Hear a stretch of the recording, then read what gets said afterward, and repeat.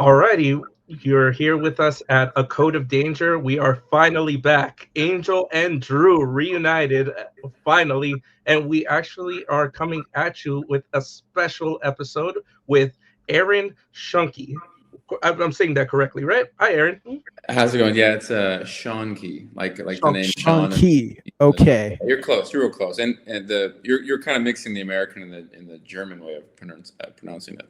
All right, awesome, Cool. Aaron. Thank you very much for joining us. We have been long trying to get this together since Power Morphicon. So we are happy to have you, and we are glad that you've given us your time. We know you're super busy making Legend of the White Dragon, and we appreciate everything that you're doing for us today. Of course, I'm glad to be here. I love talking with the fans and trying to get you all the information that I have and reassure everyone that the movie is 100% happening. Absolutely, Aaron. So just to give everyone a back end story for all of us, I have uh, a background in the financial aspect of filmmaking. Drew has been more on set. I have been on set as well, but not to the degree that Drew has been. And obviously, Aaron is currently making Legend of the White Dragon. But we are here because obviously there's a lot of miscommunication out there. There's a lot of, back and forth that we think is, a little bit unnecessary and a little bit, I think a lot of grace should be given towards Aaron. We are here to let him speak, to get his point of view as the filmmaker and really the core person making the movie, because you are Bat in the Sun, correct? You, your father, and Nikolai, I believe, are the three people of Bat in the Sun.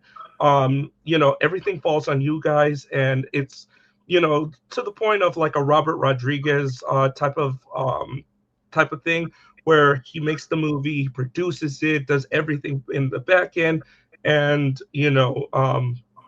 basically it's up to them to make it, correct? Kind of. I mean, me and my dad are the co-founders and co-owners of it.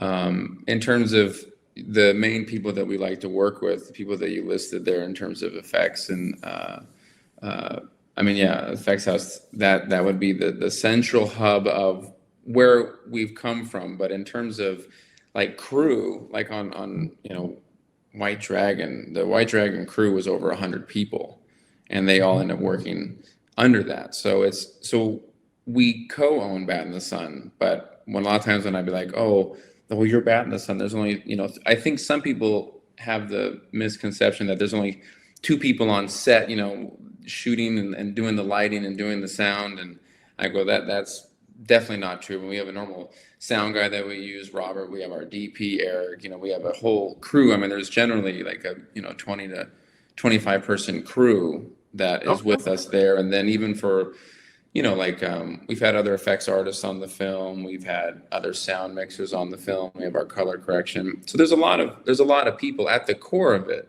Yes, me and my dad are there, and Nikolai has been with us like the longest. So he reaps a lot of the rewards because he deserves them, because he's so phenomenal. But it's a big crew though. It's a really big crew that kind of works on everything. Oh, definitely. I mean, productions are not easy things. It's not like, I think a lot of people are used to YouTubers and like a one-man person doing things. So Yeah. it's hard for them to conceptualize that a production company is a working mechanism, almost like a watch, where everyone is just as important as the face of the watch, the different cogs, the mechanisms, everything. So I mean, Yeah. it's great that you're acknowledging that, because I mean, it's not just Aaron making the movie. There's like Correct. 25 to 30 people, and they're all depending on you as as the face of the company, as Bat in the Sun, to make things happen. Yeah, and that's a big thing. Growing up playing sports and being a team player, I mean, you're greater than the sum of your parts, and it's like who you surround yourself with. In the beginning, though, 20 years ago, when we were making films in 2002 and 2004, that was definitely just more me and my dad and just some of these actors. But it's been 24 years, and we've thankfully, blessedly grown, and we're much bigger now. We're doing, working with SAG actors and working on a lot of big stuff. So it's all So great. It's all part of that the is a process. But I don't good, want to diminish people yeah. that have smaller crews, because like that's where you come from, and and in a lot of ways I kind of miss that, because it's like there's a personalness that, like, it's like sometimes it's the small is kind of nice, but then when you work on this bigger stuff, it's also, you get to bring in all this cooler stuff too. So that goes into what we wanted to ask you first. So a lot of people online are basically, oh, what was Jason like? What was it like working with Jason? Everybody's Jason, Jason, Jason, but we wanted to start the show off a little bit differently because no one's asked about Aaron. So we want to go ahead and we want to let the audience get to know you, Aaron. Just a little bit about yourself, a little bit of backstory. Who is Aaron Shunke? And what I want to know, what got you into filmmaking? Like, what was that aha moment that inspired you? Like, oh my God, I'm gonna make films for the rest of my life. Because I know for a fact, for me, it was Back to the Future. I Okay. sat there as a little boy, and then my mom and dad took me to Universal Studio because I grew up in LA, and Universal was the more affordable version of theme parks versus Disneyland. And Yeah. I remember going on the studio tour and being like, it's real. Like, Yeah. Courthouse Square is real. Like, I can make a movie and I can make it look beautiful just like that. So that Hmm. was my aha moment for, oh, I want to make films, I want to make videos, I want to do this. What was Aaron's moment? It's probably, I guess I would say it's like four different things. One, my dad's an artist, so I was just around, um, just a very artistic atmosphere. My mom was a ballet dancer, and my grandma painted a lot, so art was really encouraged in the house. I grew up and I saw the first Batman movie, which was, like, oh my gosh, this is so cool. I want to do this. And then, I cite, it's funny enough, like when you're 5 and 6 and 7 and you're playing with action figures, those are your actors and you're telling stories, and you're like, I want to film this. And then my grandfather, before he passed away when I was 7, he gave me his VHS camera. These are like a 1988 VHS camera, and I was filming action figures, and I was like, this is cool. I'm trying to, and then I'd invite uh, my friends over that were neighbors, and let's film in the backyard. Let's shoot like we're the X-Men, or we're the. So that was a lot of where it kind of came from, and yeah, I'm a huge. I got a bunch of Wolverine statues, like literally right here. Okay. Oh, that's cool. Wolverine. Very, very cool.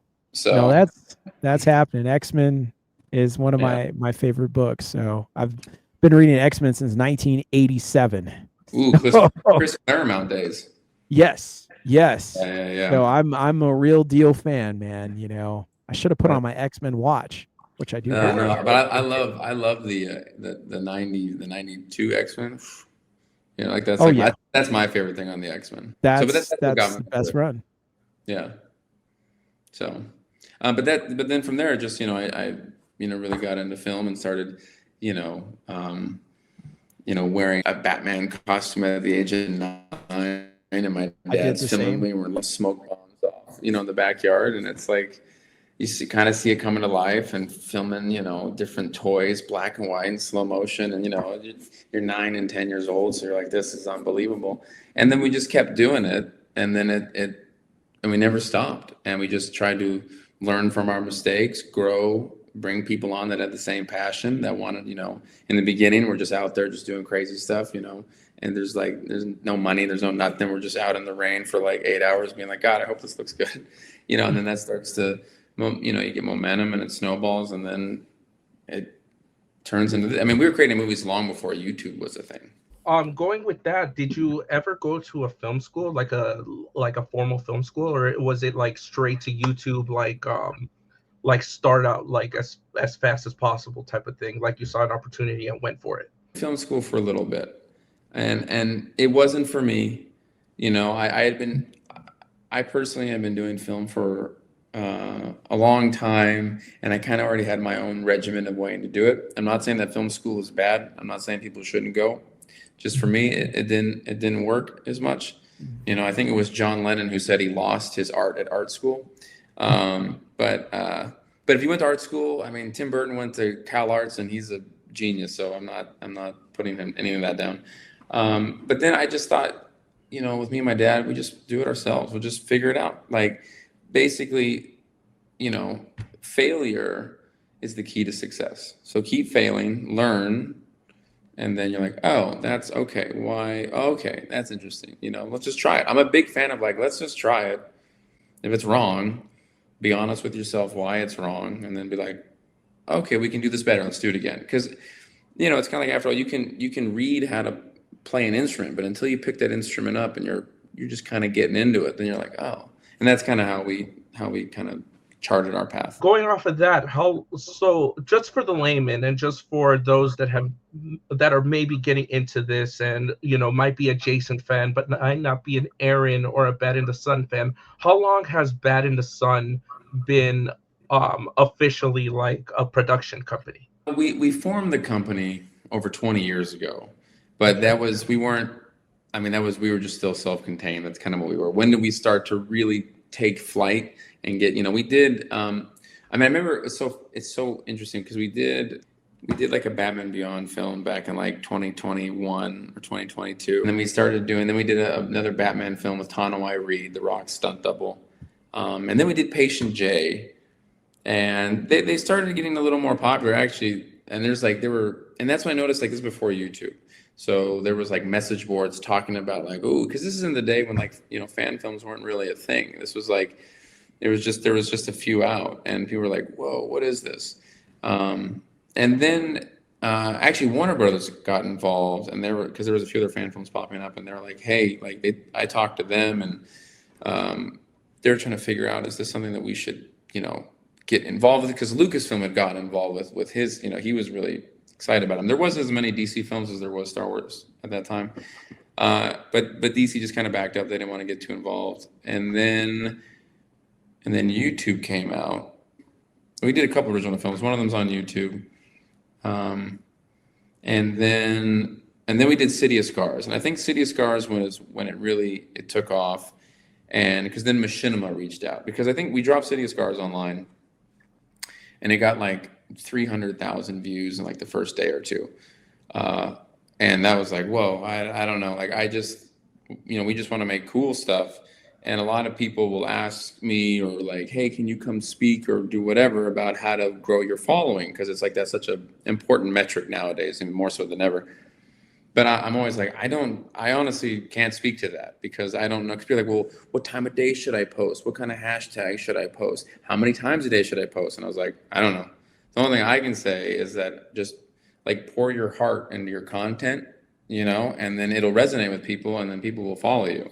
I was like, that's, so when City of Scars went off, Machinima reached out to us and they're like, hey, and then that kind of like opened my brain to like, this is what a YouTube channel is. This is what you could be doing. This is the potential. You could be getting different things. And I was like, whoa. I was like, all right.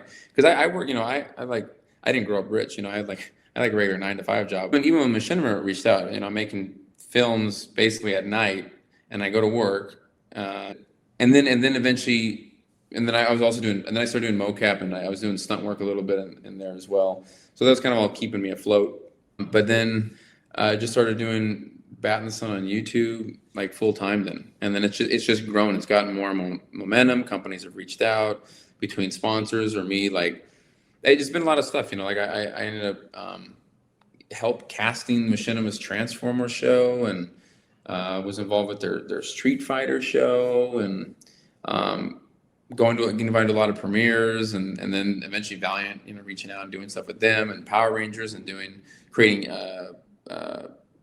Crimson Hawk and being a part of the Power Ranger Street Fighter and influencing all of that. And it's just really grown. It's been like such an amazing thing. And now it's turned into, White Dragon, that's how we're here. And we have other films that we've already started on that'll hopefully be even bigger that I can't talk about yet. But your passion drives you and you don't really think about like, you're like, well, I'm like, but I have to, because there's no other option. I want to do this, So, and I was like, that shows the work ethic that you need to have. And I was like, I guess, but it's true in terms of you just have to just work, like you have to work your ass off. And then even then, I'm not some big, crazy, successful director, you know. I'm very appreciative and very, very blessed. You know, I love it, you know, but I just think some people don't want to put in the work, or I think sometimes don't understand the amount of work you have to put in. You know, it's like, it's a lot. I mean, even after like our effects, we started White Dragon, and when we ended it, because the reshoots were over like, or the shooting and the reshooting was like over 3 years. Our effects artist, he was looking at some of these shots, and he was like, "You look a lot older in the most recent stuff we shot than the beginning." And I was like, "Well, this film is like been exhausting, you know. It's like that's what it is, you know." So, but at the same time, like you love it, you know. Everything you do is you put it back into the movie, like for the longest time, like I just moved because I just got married.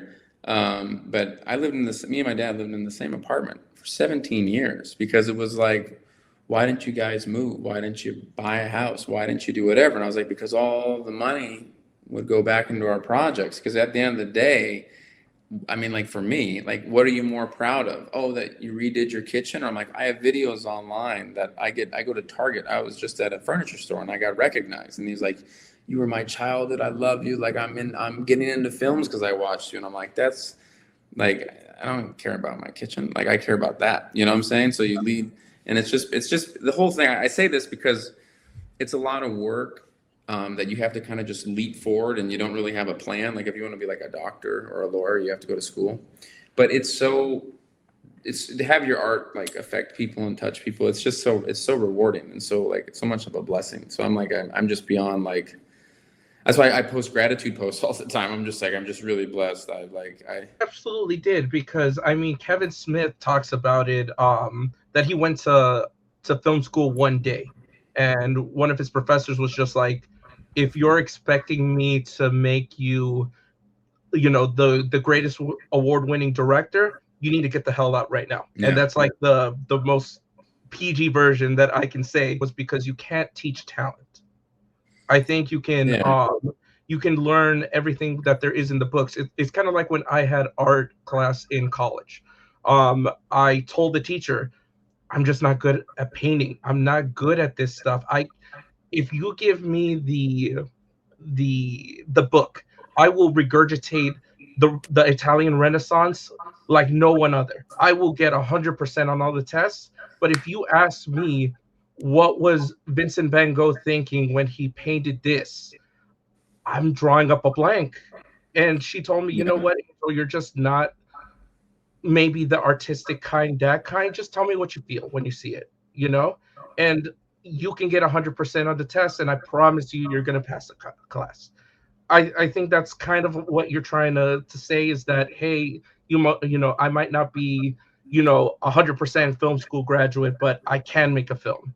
You know, I've gone through the trial and tribulations. yeah I mean it's interesting because and I had similar thing that the professor told me, that kind of I showed him my work, and similar, like what you said, this vision, like, I don't know if this is the right place for you based upon the trajectory that you've already set for yourself. There's a lot of times like you look at certain art, and I don't want to put anyone down, because the point I'm making is that there are a lot of really successful artists that are not as talented as some artists that are not as successful. Go, well, why is that? And I'm like, it's almost because they understand themselves and how that relates to the world.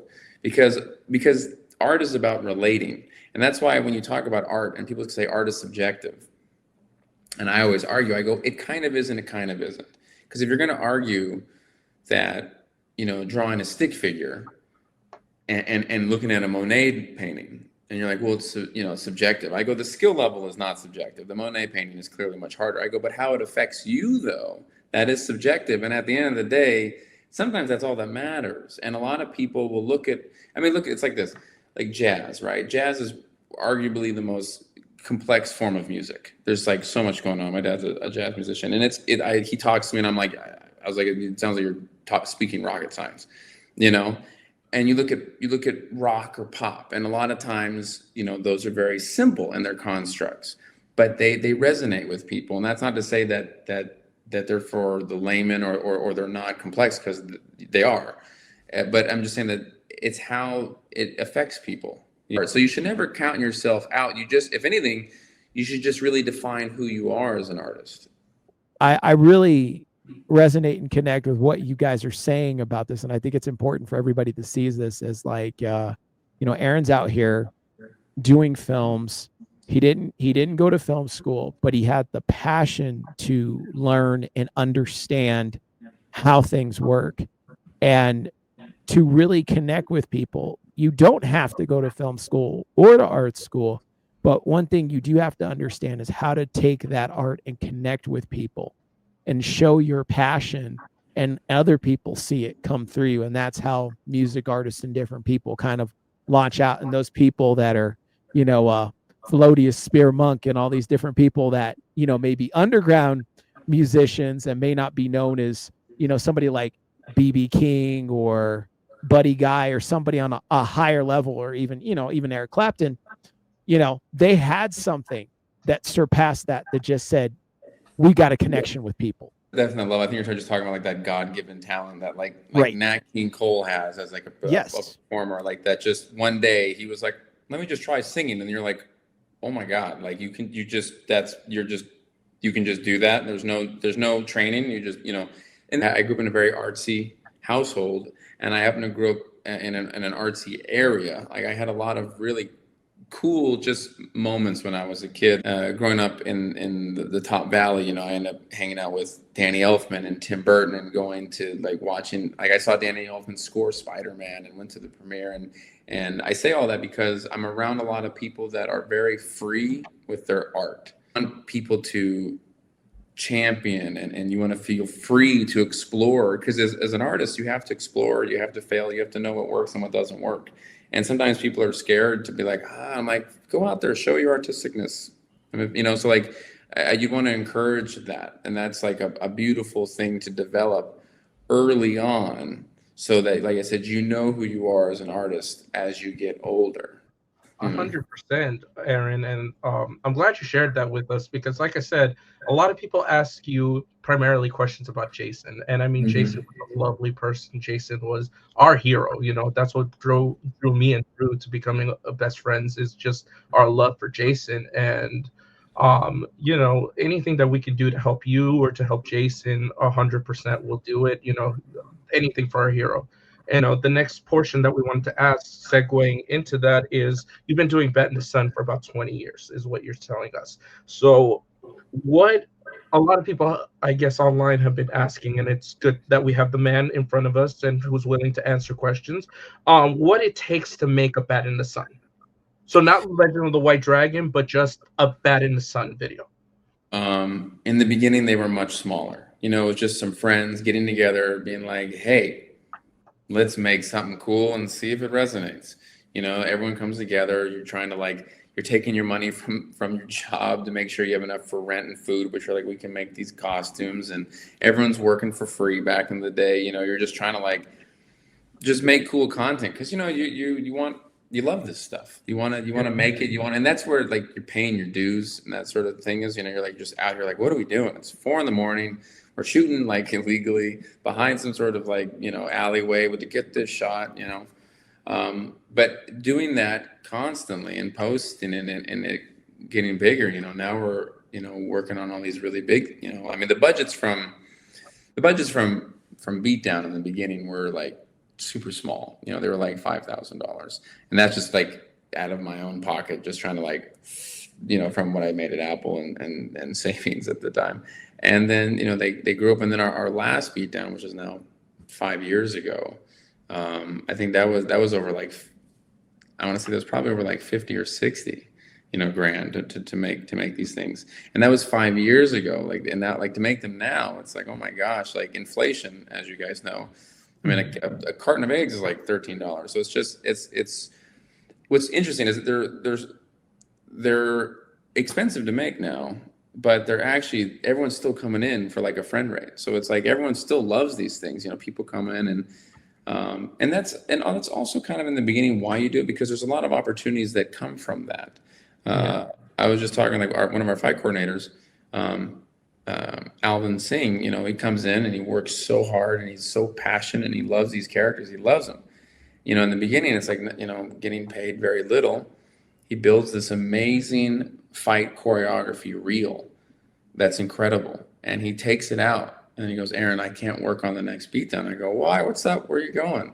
He's like, I'm now the fight coordinator on Marvel's Luke Cage. And I was like, well, that's amazing. Congratulations. That's incredible. You know, that's why you do all that, you know? He's like, when I'm done, I'm coming back though. And, you know, and when he worked on it, you know, he was like, there's positives and, you know, negatives. Like, oh, it's like the big machine, you know, the money is good, but then it's like, I don't have as much control. I miss working hands-on. I miss making art.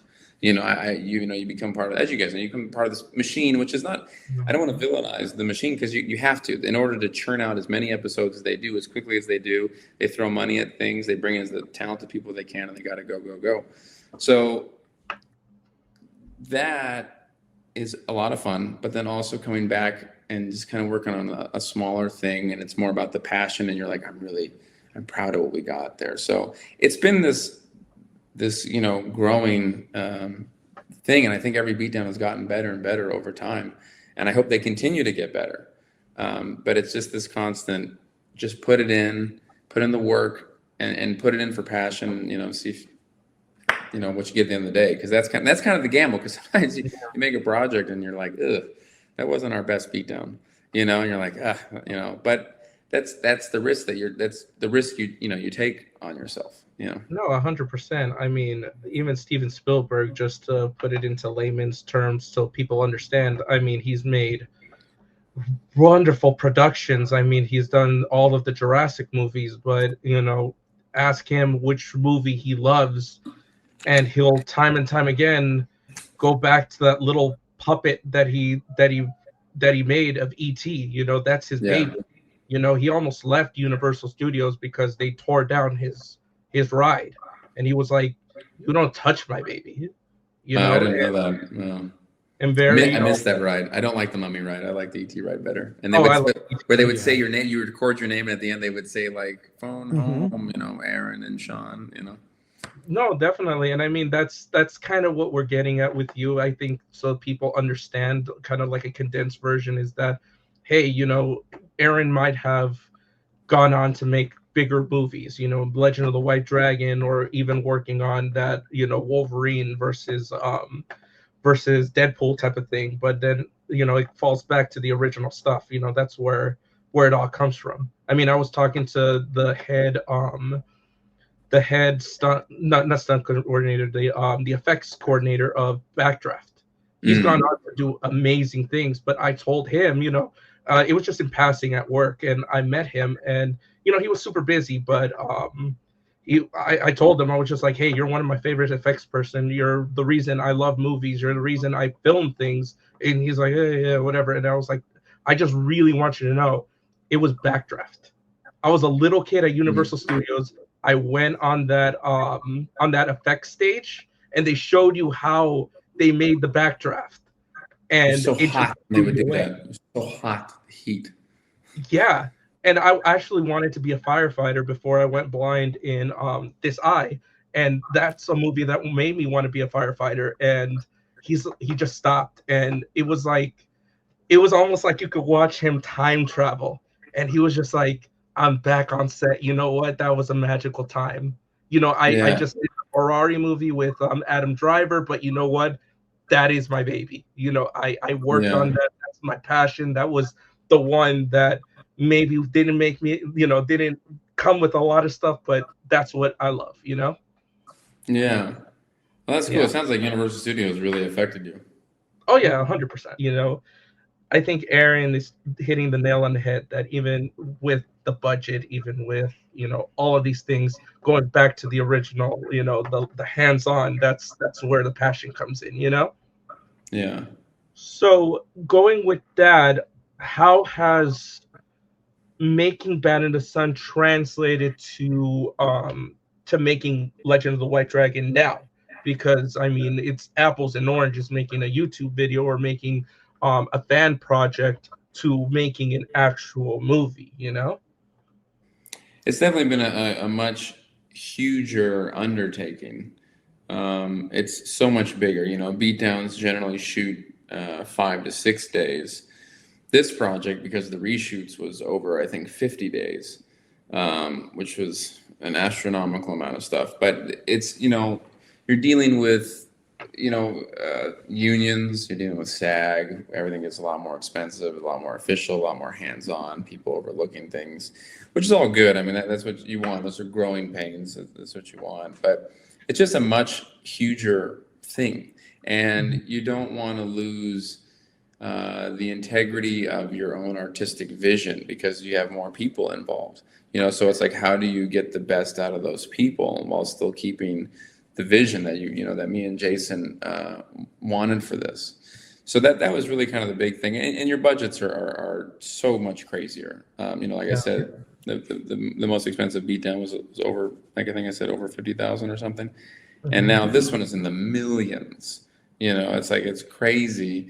It's not like 10 million or 20 million. I don't want anyone thinking like it was 100 million. It's like nothing like that. Yeah. But I mean, it's less than 10. But it's just huge. It's like a lot bigger. And there's a lot of things. Like, and we shot a lot of it during COVID, which was rough because COVID ate up over 10% of our budget, which is a lot of money. When you're looking at, like if they said, the budget was 10 million, which it wasn't, but let's say it was, that'd be $1 million that just goes to that. And I'm all for keeping people safe. That's not what I'm debating. I'm just saying that there was a lot that was taken from it. So you're dealing with these big components, and you can't be like, well, we'll just forget protocol. We'll just shoot without it. I'm like, no, it is a union SAG demand. Like it's not negotiable. You either comply or you don't make the movie, and it's like you have to do it. So there's a lot of things that just a lot of things you have, the protocol you have to follow, which is kind of gets in the way of filmmaking sometimes, but at the same time you have to figure out a way to get around it.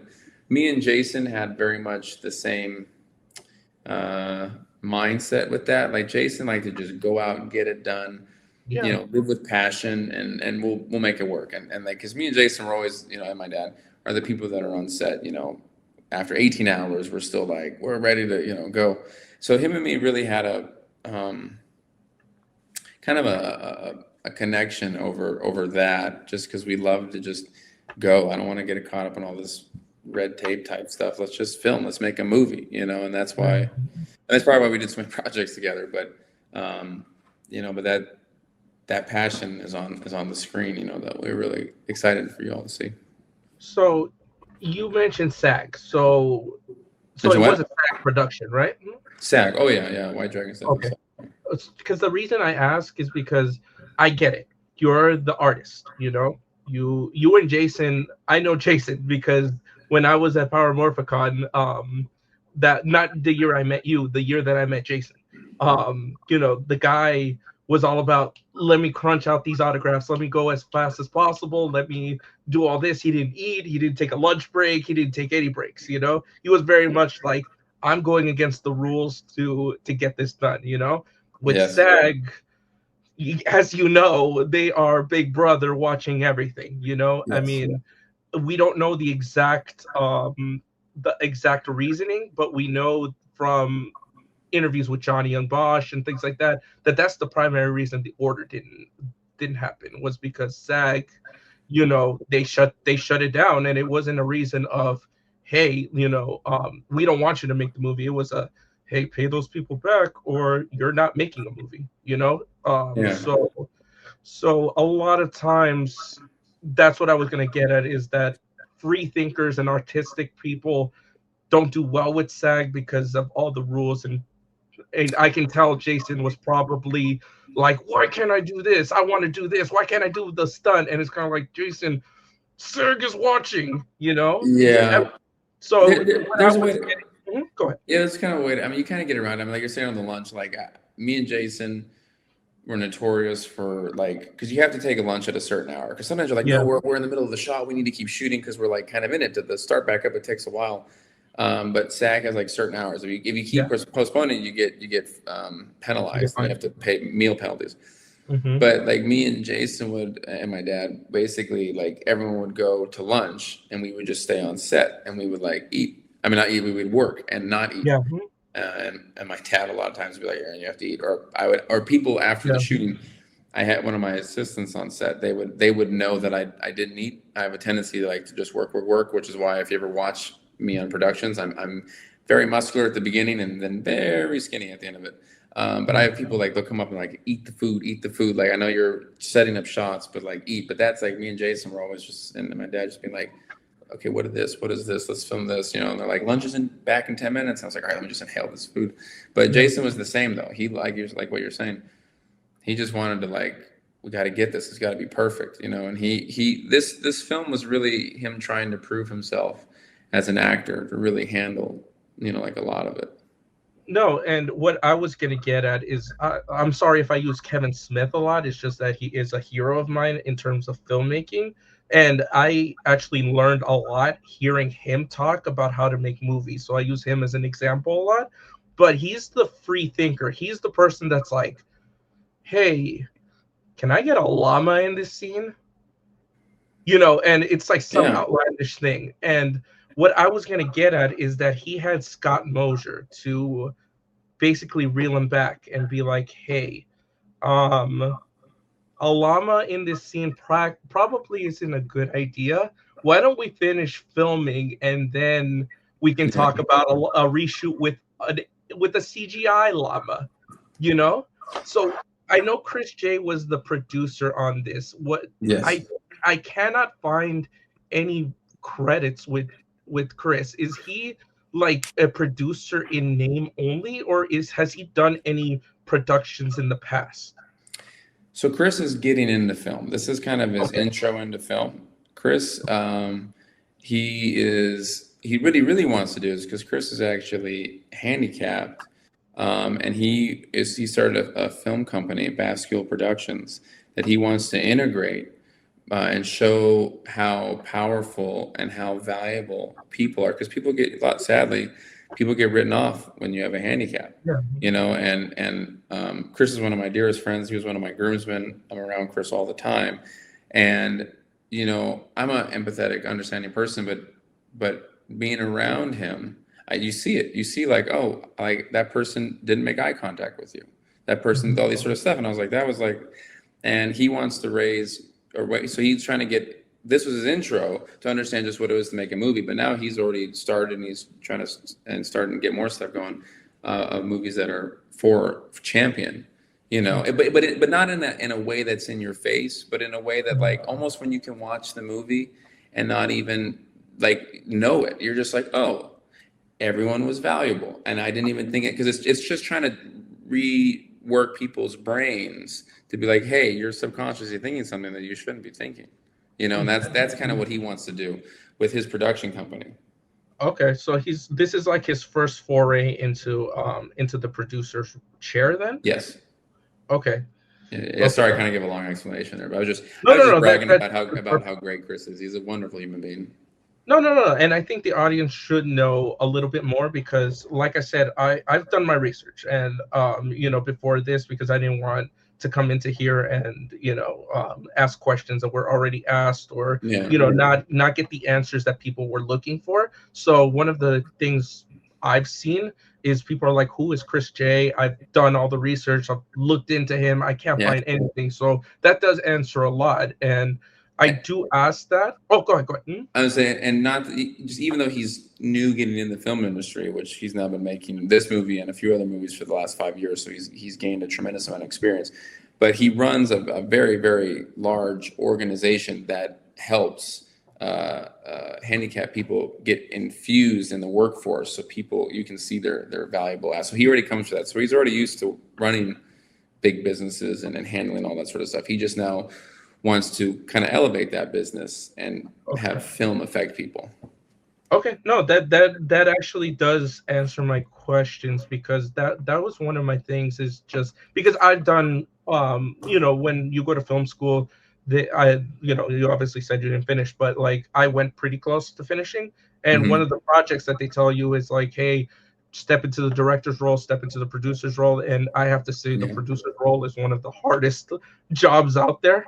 Like you are literally Big Brother, and you sometimes you're not the most liked person, but at the end of the day, when the film is released, you know, you're the reason that the magic happens.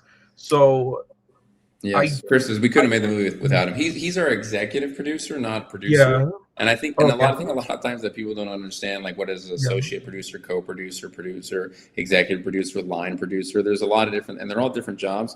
Chris is the executive producer, Okay. but your executive producer is like the most important one to have. Like, without that person, your movie doesn't get made. So Yeah, what you're saying exactly. about their importance is true. Yeah, because without that guy, following the SAG regulations or following this, following that, the artistic mind Hmm. doesn't really, the artistic mind doesn't think about all that. The producer's the one that, like I said, with Scott Mosier, it's kind of like, Kevin Smith is like, maybe we should have a llama in this scene, and he's like, no, Kevin, a llama's gonna cost us $400,000 an hour. Let's not have a llama, you know. Yeah. So that's why I go into it, is that, were there any moments where Chris was just like, hey, Jason, Aaron, maybe that's not a great idea. Why don't we like like scale it down a little bit or get things going in this way or whatnot? Not really. Chris is really so a great benefit to Chris is he's a really huge fan of all this stuff. Like, he loves Power Rangers, he loves Mortal Kombat, he loves Star Trek, and he really watches them, because you get a lot of like Hollywood people saying they love stuff, and then you're like, sure, you read 2 comic books. That doesn't mean you love something. Yeah. You can talk Chris about extreme details about Mortal Kombat or Star Trek or all these things. Smallville, all these things that he grew up watching. So he really understands. I would say he really understands fandom because he's so a part of it. And we would talk, and he would always have, because a lot of times when you're shooting, sometimes you come up with ideas on the spot, and like Jason wants to do something, or I want to do something, and then you're like, well, how does that work with what we already have going, and how do we seamlessly, and Chris could have like, well, we have this, and we can maybe tie this together. He has a lot of really, really good ideas. And I personally, I love having like a hive mind when I direct, where it's like, I love hearing feedback. When we did Dying is Easy, I would ask even the grips and the PAs, I'd be like, what do you think of that? Do you think my Joker voice was believable? Was it too much? Was it too little? Like, because everyone has a valuable opinion, they're just not where they want to be in their career, but that doesn't mean that one day they won't be there, which means that creative person still lives inside of them. So I like hearing everyone's position. So I talked to everyone, like, what did you think? What did you think? Because everyone gives different opinions. And I was like, okay. And I think sometimes it might make shooting a little longer, or some people might get annoyed by that. But I was like, I want to, like, you never know who's going to have that one thing that I was like, oh, I didn't think of it that way. Thank you. But Chris was great at that. And especially after Jason passed, sadly, the film was in a rough spot, just because we had never done an assembly cut. And on most movies, when you shoot you do your first round of shooting, you do an assembly cut, and you see like, ooh, because you write a script and you go, oh, that's a good script, and then you shoot it and you're like, ooh, what happened? This isn't, like, great example is the Captain America Falcon movie that just came out. They shot it, and then they had to go back and reshoot like 60% of the movie because it just My friend didn't worked on work. that. It My friend didn't worked on work. that. Huh? My friend actually worked the Yeah, effects of so that. there's like, they had like, I think it was like, I don't know, 60% or 60 days that they had to go back and reshoot it. It was like a 30, I don't know how much, it was tons of money they had to go back and do that. So like sometimes it just doesn't work. And after we edited the assembly cut together and Jason wasn't here, we were like, oh man, like, we have like, some of this doesn't work. Just whether it was because things didn't work or because we were rushing during COVID or whatever the reasons was. And then we're like, all right, well then, like, how do we use all the footage we have, and dear God, don't cut anything of Jason, or try to cut as little as possible, because that's like the star, that's the meat. And then how do we write it, and make it so it all kind of makes sense. As we were going through it, I was thinking that meme from It's Always Sunny in Philadelphia, where Charlie's like on the wall and it's like all this crazy stuff, because you're like, how do we keep everything, and Chris was really helpful. And just making sure, like, don't lose the story, don't lose the message. Maybe we just have to change this scene a little bit. Yeah. And then, but it's still, the impact's still there. It's still relevant to when Jason is in this scene talking about that, and how do we like keep it to, what it is. So Chris has just been, I can't say enough good things about Chris. He's just He sounds like a good guy. He really Great sounds guy. like a good guy. He sounds like a creative. He sounds like He doesn't sound like your typical producer, is what it sounds like. He's So not at all. He yeah, loves Jason, and he wanted yeah, to. He really wanted to do what like Saban never did, or a lot of these companies ever did. He believed in Jason, like he's all of us.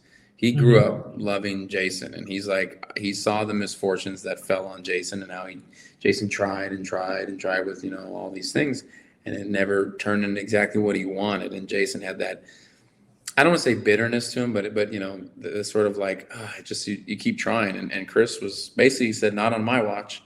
We're gonna yeah, make this everything that we all want it to be, and here we are. And that's like been like that's such a big thing, because whenever me and Chris talk and my dad, we always think, what would Jason say? What would he want? Is this what? And we're like, yeah, this is So, anyways, 100%. Yeah, because that's what I was gonna get at. Because it doesn't sound like he's the typical producer, and I mean that's not a bad thing, but it it's a great also thing. yeah, it's a great thing. But sometimes you kind of do need that producer that sticks to the SAG regulations and whatnot. So And we have that. Our yeah, co-producer. okay, We have there we our go. co-producer Ben Dukes, Okay, who he's the drill sergeant on set, but also very talented. He just made his own short film. He had a lot of great directing notes. Really, really great. But he was everyone. I don't want to say everyone was a little scared of him, but he's this 6'3" big guy, very commanding, okay, and he's very like he's super wonderfully by the book, which is what you hmm want. Talking about like yeah, all the I's are dotted and T's are crossed. yeah, He's doing. I mean, because he's he's on one of the SAG boards actually. So he's really okay, into it. Like he's like super by like he's the one I was like, we need to push lunch like a half hour to see the shot, and he would just be like, Aaron, he's like, we can't do that, and I was like, if we do it later, it's gonna take all day. We're right here, okay, And I was okay, like, so he would be like, Aaron, I'm like, all right, all right, all right, all right. But I've known Ben for 20 yeah, years. He was also one of my groomsmen. I can't say enough good things about Ben. But he was that person that cracks the whip on set to get yeah. everyone to get everyone to fall in line. No, and that's good because that was my one of my concerns was hey, who was cracking the whip? Because we can't have a bunch of creatives and no direction, because then No, yeah, you yeah. get Prince, No, and you need so, to hire. and I You need love to, Prince. I love Prince, but Prince is the kind of guy that would wake up at 2 in the morning and then want to do a music video.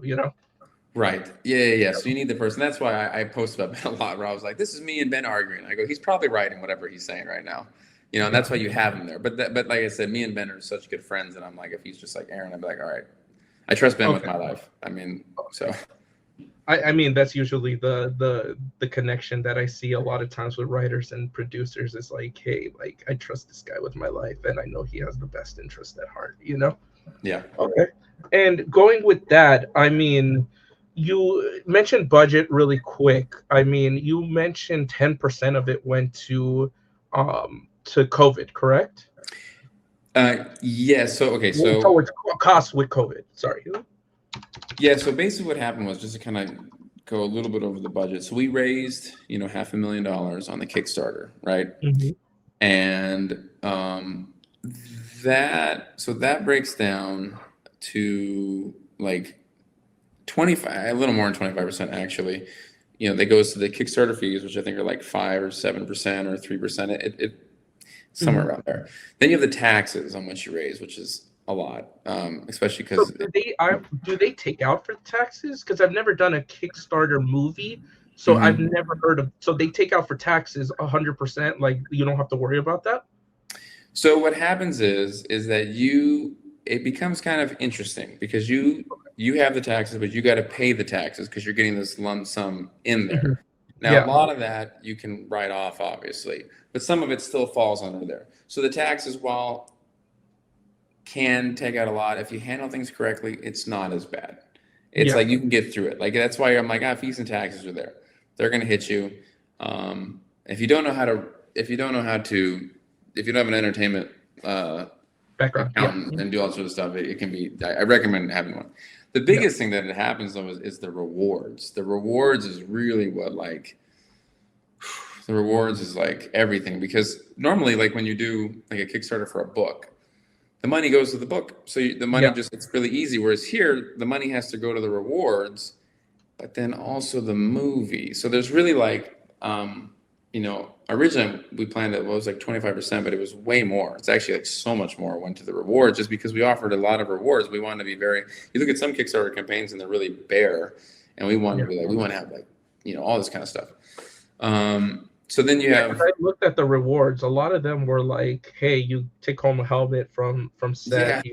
You take home, you get to be on set if you were like one of the high 1% people and whatnot." And I mean, yeah, that T-shirts, takes posters, yeah. That's the Kickstarter money, but I just mean like that's overall. Yeah. No, I was getting that. So then after that, so then Chris came on and put a certain amount of money in, and then we were like, well, now we got to shoot, and we couldn't shoot without the COVID protocol being in place. So then the money that we raised on Kickstarter, and then what Chris put in, 10% of that went to COVID protection. Got it. Right. Okay. And then after Jason passed, we went back and shot a whole bunch more. That was not affected by COVID. So that's what I was saying. So it was 10% of a certain part of the budget, not all of it. That'd be false information or misrepresentation. No. That's why I wanted to make sure, because I don't want anyone to basically clip it and then like maybe tell like a portion, because 10% is quite a lot, because I'm the financial person in this 3-0 right now. So I'm kind of like opening my eyes, where I was like, oh my God, that's $200,000 to $400,000. Like, what are we doing here? So that's why I wanted to ask that question straight out and be as honest as possible, where I was like, did you just say 10%? Because that's 200,000 to 400, So it wasn't 10% of the overall. It was just the Kickstarter, or the Kickstarter and when Chris put funding in before Jason passed, because we shot during COVID. When Jason passed, then we didn't shoot during COVID. Although we did have to get we had to get a lot of signatures that allowed us to shoot, because even still you couldn't shoot after Jason passed. SAG was kind of locked down for like 3 or 4 years there, three and a half years. Okay, so about a little bit more than 50 grand in order to do the COVID stuff. Yes. Okay, so going with the budget, I mean, what are we looking at? Like, just so the people will understand, because we're talking multi-million dollars. So I mean, obviously 50% is going to Bad in the Sun. So I know that doesn't mean Aaron. Let's get that out of the way, because I know people are going to be looking at it and being like, Aaron is Bad in the Sun. You made it actually very clear at the beginning that around 20 to 30 people is Bad in the Sun. Yeah, it's funny because, and I guess some people don't know or don't understand or just aren't familiar with it.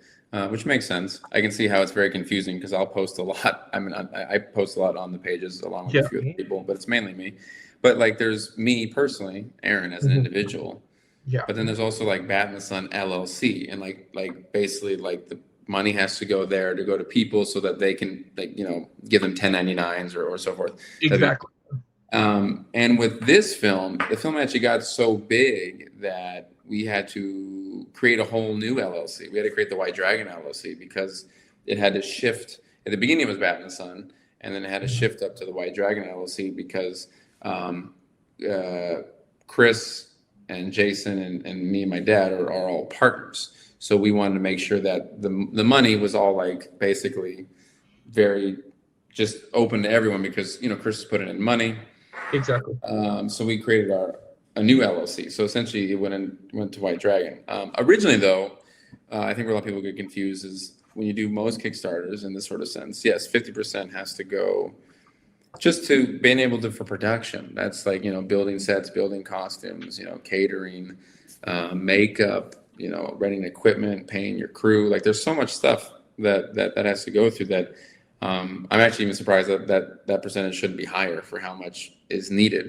Making a feature film of this magnitude is crazy. Originally, I think Jason wanted to set the first goal at 250,000 to make a feature, and I was like, "There's no way." I was like, "We can't. The movie that we want to make, we can't do that." I mean, like, look at Dying is Easy. We raised 77,000. I put in a ton of money, and that movie is 26 minutes. It's 26 minutes, and you're looking at, over 100,000, probably close to 150. I hate to say that. I hope it's not that much. And that was 26 minutes, and that was basically just two people kind of talking. So I was like, to make this movie that has 5 fight scenes and has all this big stuff, I was like, we're gonna need so much more. And when that one failed, he's like, I told you we should have done it for 250. And I was like, well, I don't disagree with you. We should have just done a smaller project for 250, and so that's when we relaunched the Kickstarter. We had smaller goals for smaller projects, but then the momentum rolled and people were excited, and then we hit the feature. Having said that, even still trying to make the movie for what we raised on the Kickstarter, that would have really never worked.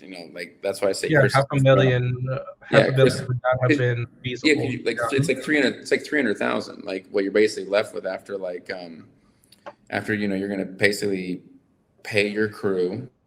You're going to you have your rewards, your fees and taxes, and then you're left with and then you have your COVID protocol. And I was like, you have maybe 300,000 to do all these things, and for some people that might seem like a lot of money, but it's like if you look at like episodes of the CW, like the pilot for Superman and Lois, which was fantastic. I think the pilot was like 11 to 14 million dollars. So it's these are that would be because of the WB license, and they're going to get that back in commercials and whatnot, so it's a little different. The point is that production wise, we're not like that. I'm just saying that still we're trying to create something as lengthy wise, longer. No, I mean, what I would equate to, if you want to do a CW project, to equate it to, would be like a Supernatural, where it was, it was their own IP and their own project that they could put their blood, sweat, and tears, and they didn't have to license out the characters from WB, because as with WB, having dealt with WB, I'm assuming is that they're not exactly thrilled to be licensing out without the right, right move, Yeah. So what I was going to get at, just for the layman people, like what Aaron was trying to say, because I know it was a lot of information all at once, you want to is it okay if I can go ahead and I can more or less explain to people what a $4 million budget would look like? Sure. Okay, so on a typical $4 million budget, Drew, you can step in just to kind of give your thoughts too, as having worked on movies and having worked on your Alien script and whatnot.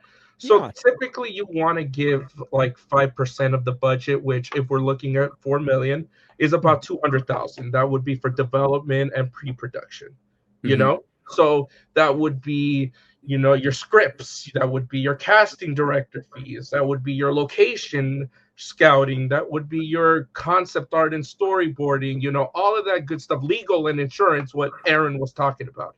So you wouldn't want to spend around 200 grand on that. So that's what Aaron was talking about in terms of the insurance, the taxes, and things like that. So that's what he gets at, that, hey, we want to spend around 10%.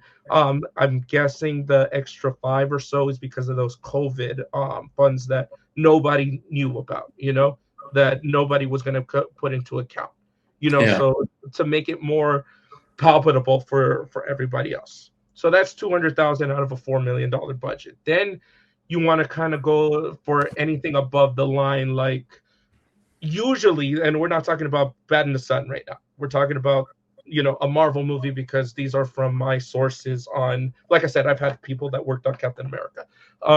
Then you want to do the above the line talent, which you want to spend around 20% of it. So maybe $800,000.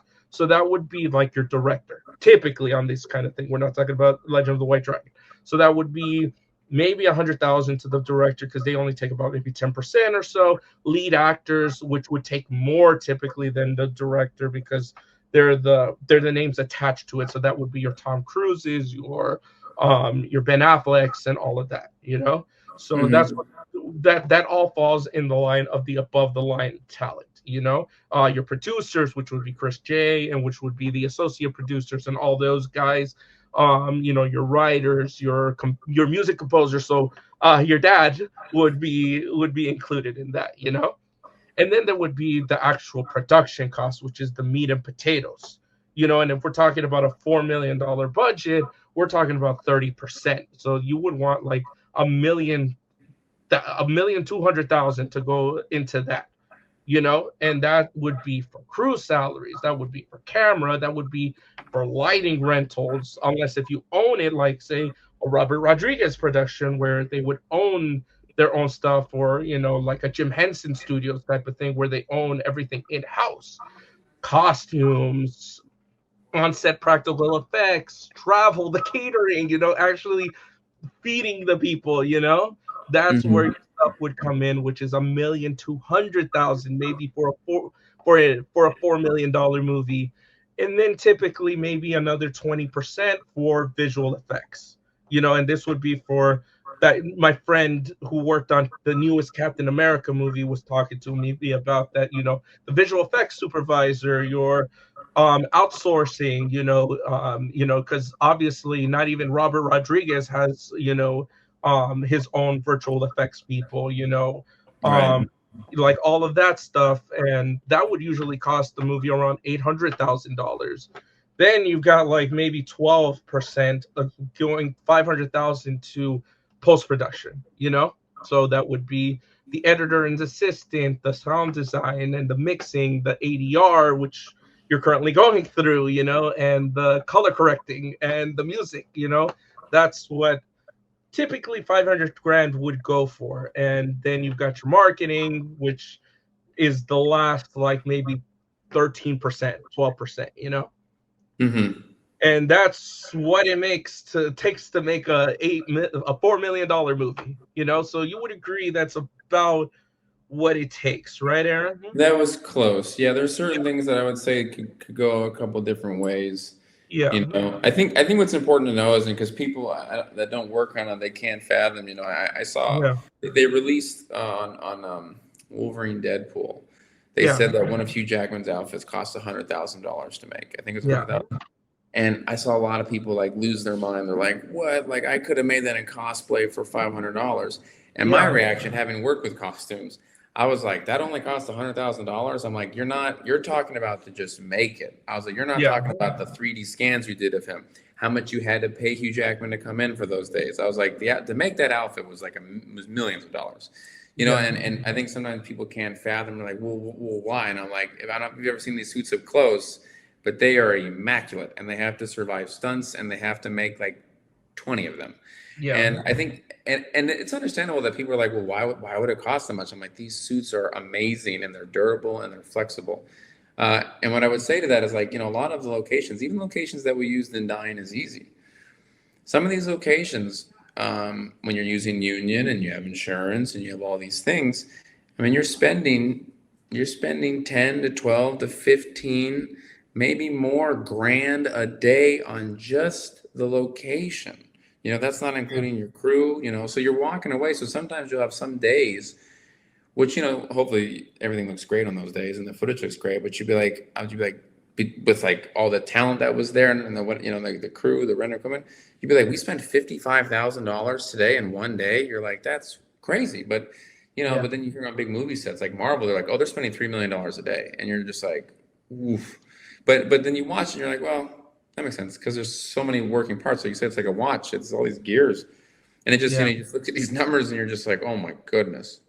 Yeah, no, it's a lot to take in, especially when you're like a layman and you're just like dealing with like looking at $4 million and then how to split it.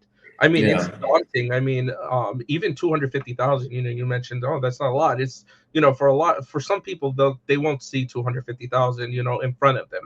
Hmm. So I get them as well. That Yeah. you're thinking, oh my God, like Aaron, I could have made that in like with 250,000. I could have done that with 5,000. But obviously, once you part, that's why I wanted to go over the figures and really let the people know, like, hey, this is what it takes to make a $4 million movie. You know, Yeah. it might not be in the case of Bat in the Sun, but as you can see, this is what is the inner workings of a movie. You know, Yes. you really have to think about it. So that's why even when I was hearing 10%, I was just like, ooh, that concerns me, because 10%, you know, that could have gone to development and Well, post-production. And then I was just like, yes. okay, no, that's more feasible. 50,000 or a little bit more than 50,000 is feasible for something like this. You know, Yeah, so it's a lot, and the people that we have working, they're all industry professionals. Like I said, I mean, our color corrector, he does a lot of really big stuff for Amazon. He does like the new Star Wars animated show. He does like a bunch of stuff.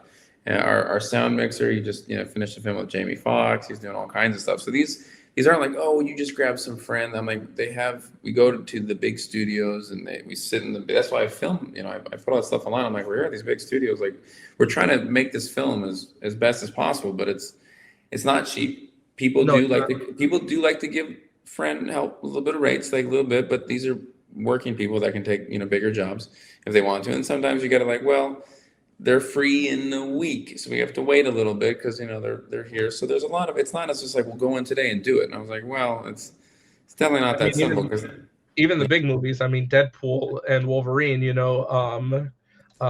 Chris came in, and was like, "I'll give you the best friend rate for me, because and that's why Ryan Reynolds made all those jokes of, we can't afford him for even a second more. He right. can, and that's what it is what Aaron is talking about, is that there's regular rates, and then there's the friend rates, that actually would come to making a movie, because like I said, usually in a production the director takes far less than even the lead actor. Yes, and yes, I was gonna say, guys, or the percentage deal like Jack Nicholson did. If Yeah. you guys are familiar with yeah, that, with Batman, yeah, with '89 yeah. Batman, where he said, "Don't pay me this, just give me the percentage." The box office, merchandising, and he did it. He did it that way, and that was another way to do things as And well. that's kind of what me and Jason were hoping with this. We just put really everything into the project and hope that it would. That's how me and Jason always operated. Like when we did Power Rangers versus Street Fighter, the budget for that, I believe, it was under 110,000. I think it was like 106 or 107, somewhere around there. But we both agreed at the beginning to be like, let's not take a cut. Let's just put it all into the movie because we want this to be great. You know what I'm saying? So, and that's what we did. We just went all in, and you want to make it because you want it to last. You want it to look great. Like I look back on that, and I'm really proud of that. It looks really, really good. But I would say to people, I go, look at the quality of that. I think it's good quality. But that, however, I don't know how long it's like 8 minutes. I'm like that 8 minutes costs $100,000. And I go, so and that was everyone doing the friend rate. That was only like 5 days of shooting. That was, it was a lot of long days. Like that should have been more days. So there's a lot of things that we did there because Saban and all Power Rangers doesn't like to shoot union because they kind of like to shortchange people and kind of run them into the ground a little bit. And so that's kind of what happened because it was like you only have this much and you only have this much time. And like I remember like we had one day that we shot really late and we had to be back on set in like 4 hours. Like me and my dad didn't even drive home. We just slept in the car and then we just went to set. And because we're the last on set, we have to get there early. So other people were able to have like 6 hours, 7 hours. We had like 4 hours. And I was like, don't even drive home. Like just sleep in a car and just go right back. But like if the film was like SAG, you could never do that. Like you would get penalized. You get shut down. You get shut down just like The Order. Because they'd be like, you can't run people. And what's funny is that I was like, well, I'm doing it to myself, and they're like, right, but the production company, which is your company that has to operate under the rules, can't employ people because it's like it's this weird kind of like. It's like we're in charge of you, buddy. It's like right. You're in charge of this. We're in charge of you. Okay. And then what happens is that like me and Jason put the money in it because I'm like we want as much money to make the movie, but now the film is getting penalized on but I'm like I'm not personally like saying that So the good thing in that is that we were able to do some crazy things. Whereas with this, you have to really play by the rules, which is a good thing, though. I don't want to sound like, oh, breaking the rules is where you want to live. You don't, because that affects people, and Yeah. that's like not good. And you have to make sure that everyone is okay with that sort of cowboy style of filmmaking.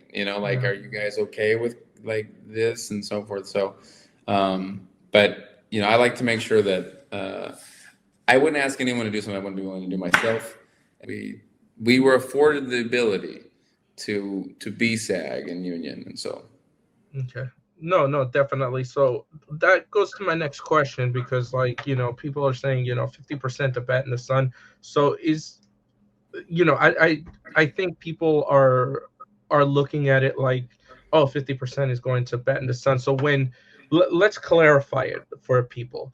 When you say 50%, because when I look at 50%, even me, I scratch my head a little bit because I'm thinking, and you might be incorporating everything, so just to be crystal clear with people, the 50% means he's taking for not only the director, because obviously he's director, but he's thinking the above the line talent stuff, because I'm assuming that's not taking into account the actors and stuff like that, right? No, that would No. not include the actors. No. Okay. So that's why we asked. So that would include the visual effects, like Mm-hmm. because you're the production house, you're doing all of the visual effects, right? Mm-hmm. Like Not visual, me, not me personally. We have a visual effects team that does it, but but yes. you're not outsourcing, right? No. No, you're not out the visual effects. So with the original Kickstarter plan, no. When White Dragon got as big as it did, then yes. Okay, so yeah, we'll And go just ahead and and look. just and just to clarify, the Yeah. 25, 25, 50, when it's like 50% goes to bat in the sun, Yeah. 25% goes to talent, 25% goes to the rewards, the fees and taxes. That Yeah. was the proposed Kickstarter budget, because Okay. that falls under a different parameter. Because obviously when an investor comes in, you don't have fees, you don't have that sort of stuff. And ultimately that 50% would get so much bigger, because that has to go to like so much more production, which is what you want, because on most Yeah. movies that percentage is much higher. But then we formed the White Dragon LLC, and then it went to because it's just a bigger project. Like when me and Jason Yeah. talked about our original Kickstarter, it was much smaller. This film got enormous.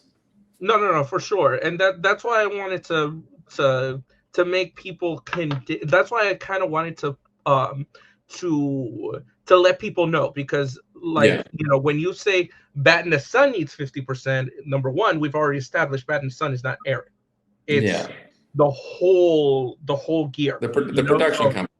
exactly. So that's why I want to break it down to people a little bit more, just so that they're more understanding, because now that I'm hearing the numbers, it puts my mind at ease, because I'm like, okay, cool. Like, that's what Aaron means, because I think, like I said, this is why we're making this video is, Aaron is, and I'm not saying this as an insult. Please don't take it as an insult. It's like Kevin Smith again going, Prince is living in Prince land for a long time, where Prince is not thinking about the outside world and how the world perceives Prince.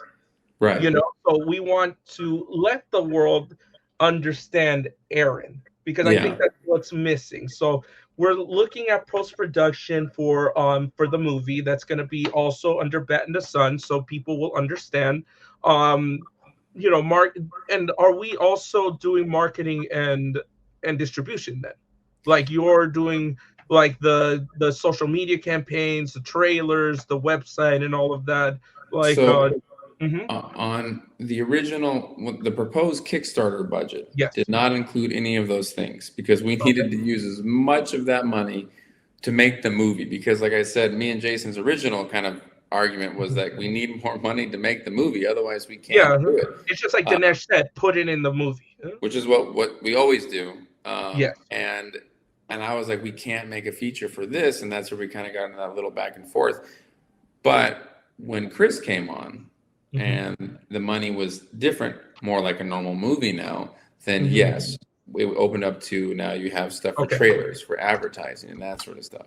Okay. So So that makes more sense, because now we're dealing with around 30% of the budget, and I'm just adding it up so people understand this Right. is what Aaron means by Bat in the Sun needs Right. 50%.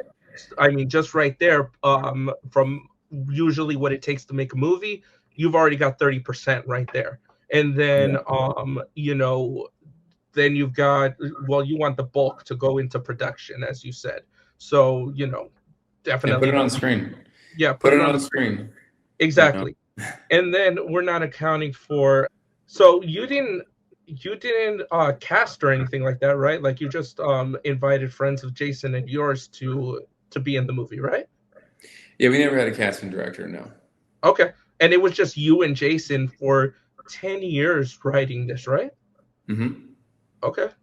Okay. So, Yeah, so that saved us money. With that would yeah. that we didn't have to give that money to anyone, which was good. We could just put it back in the film. No, for sure. And so then that would just lead the development of the pre-production and stuff like that. I mean, still, that's where I'm wondering, like, that that for the 50%, I'm just wondering what the other stuff is, because I mean the bulk of it would be the production, like I'm Mm-hmm. getting close to 50%, but not 50%, You have to pay all the crew members. no, that's also part of the production cost. Like we're just making it so people understand, Right? Are you trying to say yeah. what else goes in that 50%? Yeah. Well, costumes. Costumes are and set building. Okay. So you mentioned that 300,000 went towards I'm sorry, 30,000 went towards the costumes before. I think just one. I think one of those dragon outfits was over $30,000. Just one of them. Oh, so that was just one of them. I Okay. believe so. Yeah, And and that then also that doesn't include yeah, like the 14 fittings that we did. yeah, Because yeah. we had to pay the people, um, for all their time. So yeah, I think it was, and that's just one of the outfits. Because then you have to bring on a costume person, and they have to make a bunch of outfits. Okay. So how many of the costumes did they make, if you don't mind me asking? There was a lot because you have. I don't want to name certain characters because it might get spoilers, but there No, was. you don't have to name characters, just like just a ballpark figure. Like maybe like 20 suits. I don't think that many. But they were expensive though. Definitely. Definitely over $100,000 was spent alone in just costumes or more. I'd have to check, and I'd have to really look at these numbers and have them in front of me. But I know they were not cheap, but they look great though. Like our team did an amazing job.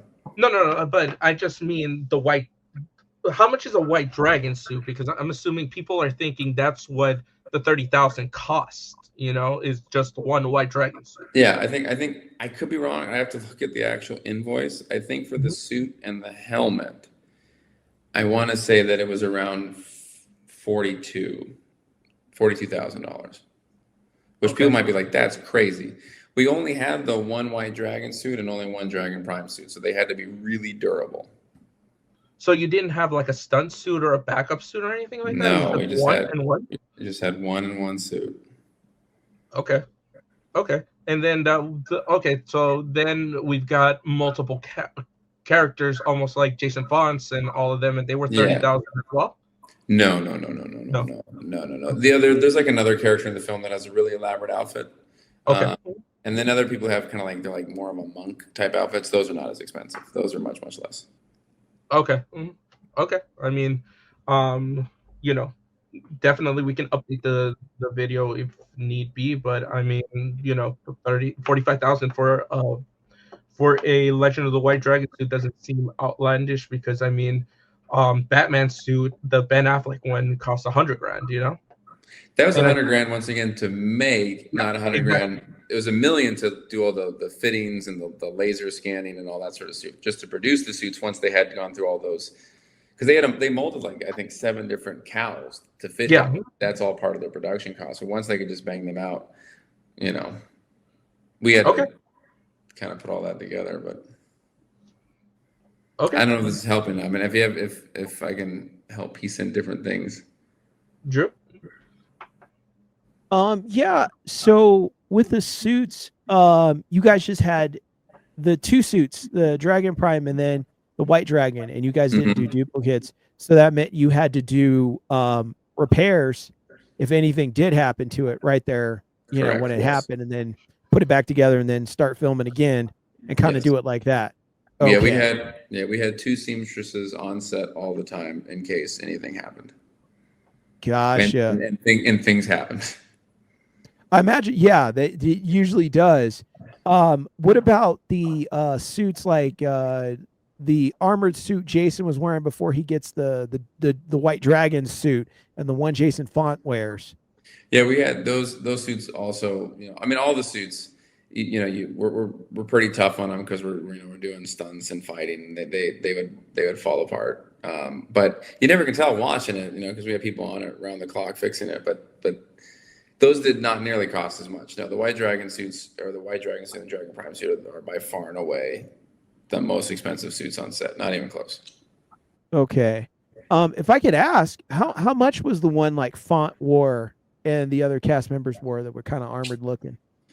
There, God, that was forever ago because those were even in the first Kickstarter. Those those were not a lot of money, I don't think. I don't know, maybe like 5 to 10 grand, for all of them.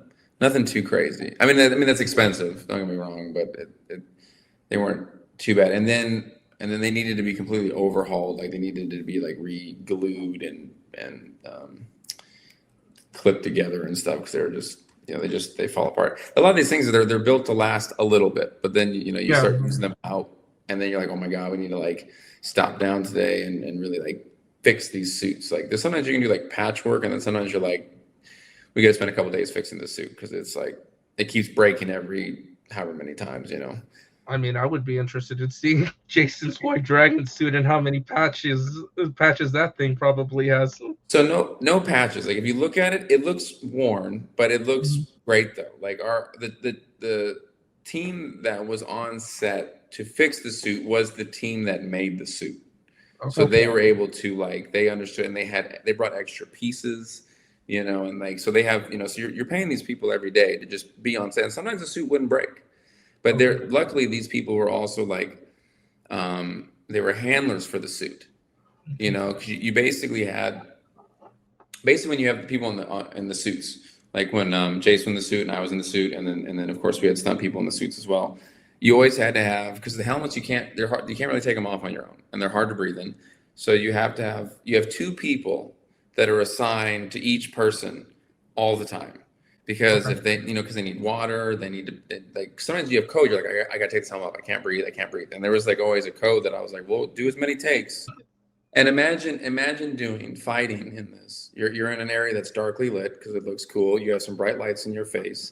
You're doing bead twists. You're running off walls. You're doing crazy fighting. It's so hot. It's you're breathing hard. I mean, you're breathing so Yeah. hard. It's fogged up. I mean, you'd watch these guys just clock each other because you're just like they're like, I can't see. When I was in it, I was just constantly like even though it was tough for me. But I would just look at the other people and be like, I don't know how you're doing this. Like, cause I'm drowning in here. Like, this is so crazy. And that's with having two people that literally, like all the time serve those people. Cause it's like, if they're in trouble, like it's a lot, like it's wearing the suits a lot. And actually what's funny is that Jason came up to me and cause I was a real, growing up in stunts and a lot of people devalue stunts. They kind of just, it's fine. They can handle. When I was on Deadliest Warrior, they were like, Aaron, can you jump off that? And I'm like, that's 14 feet. I was like, I'm a human being. They're like, yeah, but you're a stunt guy. And I was like, I can't jump 14 feet off a roof onto the ground. Like, I'll break my legs. And he's like, oh. And I was like, so a lot of times, so Jason would be like, Aaron, he's like, you give more comfortable safety room for stunt guys than you do actors. So it's like he's like, you kind of treat them both the same, and I was like, well, I don't want that. You can get injured, and we made it through all of beatdown with having any really severe injuries. When you do stunts, you're gonna get injured. At one point when we were doing like Joker and Dying is Easy, we were doing choreography, and the way the movement was, I was like, the way this is choreographed, I was like, you might hit me in the face, Kevin. I was like, I feel like this is not gonna work. And then 3 takes in, just blasted, just like clocked and across the face. It's not his fault. It's just you're doing stunts. That's what it is, And I was like spitting blood, and I was like, oh man. But I was like, but that's just the job. When you do stunts, I can tell you all kinds of stuff. But you want to get through it and not have any like horrible injuries, and it's people not taking into account like these are people, skilled people, but still people. So I was really adamant about having two people there all the time, and looking out, which also that adds up. Like you're having these two people, they're not coming down for $200 a day. They're not, they have a kit fee, they have all this sort of stuff. And over, 20 shooting days, that's a lot, and then you have it's amazing how quickly it all adds up. I mean, at the end of the day, I'd be like, how did we spend $55,000 today? Like, how did that happen? You're like, well, insurance, a couple $1,000, the sets, $15,000. And you're like, well, there's 18 right there. And you're like, right. And then you paid everyone, they have high rates because it's all SAG standard, then you have the food and you have the equipment. And it's just like, oh my God, it's just crazy. That's why it's like, I'm so thankful to Chris, because this movie would have never really been made the way that me and Jason wanted it to have made without him. Yeah, I mean, like I said, I totally understand, and I think hopefully with this interview, people will kind of understand it better too, because I mean, like we just talked about, I mean, it sounds ginormous on paper, and you're just trying to figure everything out, and making mistakes along the way too. Now I do have a question for you regarding the MPA rating. Do you guys have a rating yet? Not yet. Once the film is done, it will be submitted. It'll be the first thing submitted, but we're pretty confident it'll be PG-13. Okay. And I mean, obviously Jason isn't here, but I mean, obviously, I mean, people don't know this, but the MPA rating, that would be the initial rating. If they tell you to reshoot, would you be able to do reshoots with that? Yes. So when we kind of conceived these scenes, there's ways to make it so that they're just our concern, which is like you want to push the envelope, but not too far to where it becomes rated R. You want to be PG-13. So it's like, do alternate takes where instead of saying, the F word, you say something else. Maybe when the person gets shot in the head, you don't go as gory, like just a little, like just a little easy switch outs. So as of right now, if you do your initial rating, so you're already prepared for that if you have to change some scenes, like there's some alternate scenes right now that are available to just insert, right? Okay, that makes me feel more better. Yeah, it would take a little bit of time because you got to edit them, and they got to go back out to sound, and they got to go back out to color correction, which isn't a crazy thing. It's like a 2-week delay. But we right now we think that it's a pretty hard PG-13, which is kind of what we like. That's what we don't want it to be R.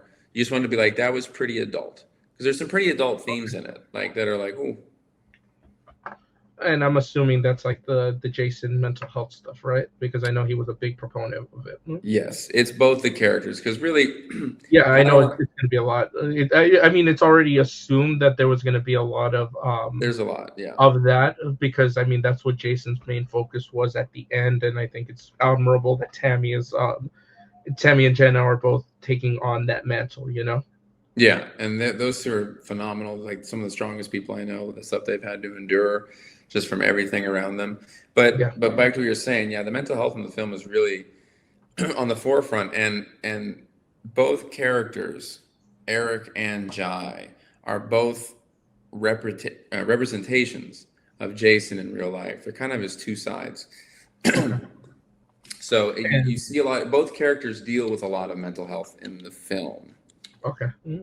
Now, going with the MPA rating, you mentioned also in the Kickstarter there's going to be a 25-city theatrical run. Is that still going to be in the cards, or is that not in the cards? Because I know that a lot of AMCs require that unless you go, I forgot what it's called, that indie route with AMC or whatnot, where you don't need an MPA rating. We're gonna get an God, I can't even speak right. We are gonna get that rating. But as far as the 25 cities, we want to do that. We like that. I like going out there, meeting the fans, talking to them about the film, seeing how it affects them. But since the film has grown so much bigger in budget, Yeah. that now recouping that money is a different thing. And we could go theatrical, but if a streamer comes in and has a different offer, better offer to get it out there, that's really, it's kind of out of my hands. It's actually it's now in Chris's hands because Yeah. of the money that's at stake. But Chris also, like I said, he's not leading with greed or money. He's leading that he wants this project to be seen as many people and have as many people affected by the film that we created. So Okay. I think we just want to do what's best for the movie. I know that So as of so as Jason of would have right loved it. now, that's tentative. It's not ironclad. If No. the streamers want something different, then unfortunately, you're just gonna have to go that route, right? Correct. Yeah, Jason originally wanted to take the film and tour it. When the film was much smaller, we basically would have just rented out 25 theaters, Mm-hmm. and him and me would do like a Q&A afterwards, and we'd show the movie. But that's when no one needed to recoup any money, and the project was much smaller. Now it's like a real, it's like a real big, well, not a real big production. It's just now it's a full production. Yeah. Mhm. Okay. I mean that answers a lot of questions because I mean some people were pointing that out of, oh, Aaron said there's going to be movie releases, but now we can go ahead and we can establish that that is what Aaron would like and that's what JDF would like, but that's not exactly because of where we are, maybe not a feasible, but we're trying is maybe what you're trying to say, right? Yes, but also Jason would have loved it for it to go on to Yeah. Netflix. We didn't think at the time when we were going to make a movie for $300,000 that we could have made a movie for Netflix. So he was like, "We'll do what we can, and then we'll grow it, and then maybe the sequel goes to Netflix." But now the film's gotten so big and it's so grand that I was like, maybe we can go to Netflix right now with this one and do Jason's ultimate dream, because there's a lot of things in the film that were not as big in scope or scale as they are now. There are things that me and Jason wanted to do, but we thought, well, maybe we'll hit that on the sequel when we have more momentum and money. But after Jason's passing, Chris and everyone came in and they're like, let's just make this everything Jason wanted it to be. So now I was like, all right, well then let's try to just hit everything. Let's make it great. Maybe go wider theatrical or go to Netflix or whatever. Let's just shoot as far as we can, and because now there's not going to be a sequel, because Jason's not here. We can do it in comic book form, but this is it. This is Jason's final, note in his legacy. So it's like, let's go as big as we can. Okay, so I mean that dispels a lot of rumors out there. That's like, oh, okay, the film's gonna focus on Aaron, the film's gonna focus on Jenna, and potentially a sequel with Jenna. No. I mean, maybe that can be down the road if we get a cult following, But maybe as of right now, the plan is one movie, one dream. Let's go for gold. Yes, yeah, and when people ask us like, "Oh, Aaron, is the movie about you?" I'm like, the movie is in most of the posters. It's two dragons. It's always been a yin and a yang. So we're both Yeah. in the movie a lot. Jason is clearly the star. When you watch it, I don't want to give any spoilers, but the movie is very much Eric Reed driven. So Um, is that why in the figure? I'll go ahead and I'll post it up. yeah, In the figure you guys decided to do the two, the yeah, two figures because that way you get the representation of of both both. the dragon and Dragon Prime. Yes, you get both. And when you looked at the sideshow art print, it was the two dragons. And when you looked at our Yeah. original poster from Boss Logic, it was the two dragons split right down the middle. It was always me and Jason's movie. He is Mhm. the driving force in the movie. The movie, it's so hard to talk about this because I don't want to give any spoilers, but he No, is no, the no, you driving don't have force. to. He Yeah. he is the center figure in the movie. And when you watch it, it'll be very obvious that it is. But both characters represent Jason in real life, and I think when people watch the movie, they'll understand what that is. Jason is essentially, he's so complex as a person. We had to divide him over two characters to tell kind of tell his story in the movie, which I'm excited for people to watch because I feel they'll really get to know him more. Okay. Yeah, I mean, I'm excited to watch the movie as well. I mean, not just because of Jason, but it just sounds like a thought provoking movie. and I want to come back on here, and after you watch it, I want you guys to like, you know, give me all your thoughts. Like be like, I have questions. Why is this? I like this. I didn't like this. Like, you know, Oh, I mean, Yeah. if you're down for it, I mean, we'd be Yeah. more than happy to have a whole stream. I mean, to be quite honest, Aaron, you're gonna have you're gonna have the unedited version. You're gonna have the edited version. If you even wanted to include this as a behind the scenes for one of your featurettes, you're more than happy to do so because you're talking about the making of right now. You know. yeah. How was it working with Mark Dacascos? He Mark is I'm a huge fan, so I just wanted to know. So I just text Mark. I'm supposed to go hiking with him next week, but I keep not following up. But Mark is the nicest person, like the nicest person. He is so gracious and he's so wise. His energy is just like, he's just great. He's like everything you would want someone to be. And he's in phenomenal shape because, you know, the man's in his 60s. And he does a lot of his own stunts and fighting in the movie. I remember we did a take because I want to do this long take, like this long, like 16 beat combo. And it's where the camera like spins around and you kind of show different things. We ended up dividing in a couple different shots when we edited it. But I was like, Mark, I was like, we have to shoot this with you. Like, we can't use a double. Like, we have, like, this has to be you. And I was like, you're a badass, Mark. I've seen you. I mean, you know, being a fighter and watching you, I was like, you got this. And he was like, he was all about it. He was like, let's go. And what's funny, because we had to do the take, and it's a long take, and we did like, I think 10 takes. And after like 10 takes, he looked over, he was like, I only got like 2 more in me. And I was like, that's fair. I was like, because honestly, like, we're all getting tired anyways. And the point I say that story, I was like, all of us stunt guys, we're out there, you know, 30 years old, late 30s, and Mark's keeping up with everyone, you know, and he's even been like, and I was like, yeah, we got it, you know. So Mark's just incredible. I could spend all day sitting here to come up with something bad to say about Mark, and I couldn't find anything. Mark is just wonderful across. He was at my wedding. I mean, like, and he drove so many hours and showed up, and then he's like, and because I originally I wanted Mark to actually officiate the wedding, and he was like, Aaron, I'm like right now like reading and memorizing for a role. I'm like, I'm getting really into it. He's like, I don't have the time to, like, because officiate a wedding, you have to go through a whole bunch of things to be able to do that and marry people. But he was like, I'll come down. He's like, I'll drive. It was like a 3-hour drive where we got married. And then right after the wedding, like, he was like, I got to drive back though, because I got to keep memorizing these lines. But the point of it is like, he took time out of his, you know, this project, which is a huge project that he's working on, to come down and do that. So like, he's just like, it's so wonderful. Mark's just like the nicest. And he's like, I mean, I have a few favorite characters in the movie, and Mark is like one of them. I mean, you mentioned the leaks and whatnot, those leaked messages. I mean, do you have any comment on those? You know, I mean, we're not trying to blast you or anything, but I mean, just so that people know that you are aware of what's going on, and you know, this is your chance to really address stuff and really put it to rest. Because I mean, you put a lot to rest today. I feel that yeah. Go ahead.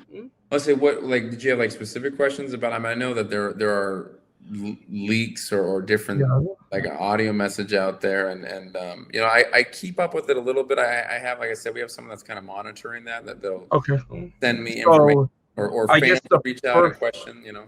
I guess the first one would be the Dinesh one. So that is 100% Dinesh, correct? Yeah. Okay. The reason that we ask is because, you know, Dinesh actually had been very very nice and had said that was an AI voice, but you know, you are confirming that was Dinesh, correct? Yeah, I mean, I don't want to like step on his toes, but I mean, like I said, I mean, Jason sent me that audio years ago, so that was Dinesh, yeah.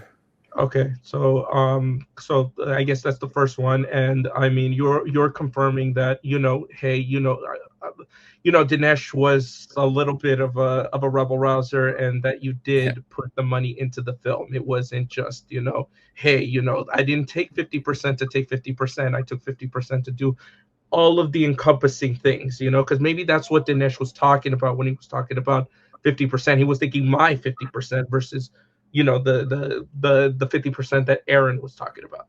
Yeah, I mean, there's a lot of things that that were said during that. I mean, Jason is the one that recorded that. I don't know if people know that. That was Yeah. Jason who actually recorded that audio. And that's, Tony Diaz with him. And Jason recorded it and sent it to me because he was like, look at all this trash that, that Dinesh was talking about you. Now, at the same time, Jason was upset with me though. It's like, and I try to explain to people, I'm like, when you have a brother, you're like, like I'm mad at you. You're like, I love you, but I'm mad at you, and it's like this sort of like, so he sent that to me and, and I was like, but at the same time, because, Dinesh was saying a lot of stuff, but at the same time, I think they were drinking too. I think they had been drinking. So,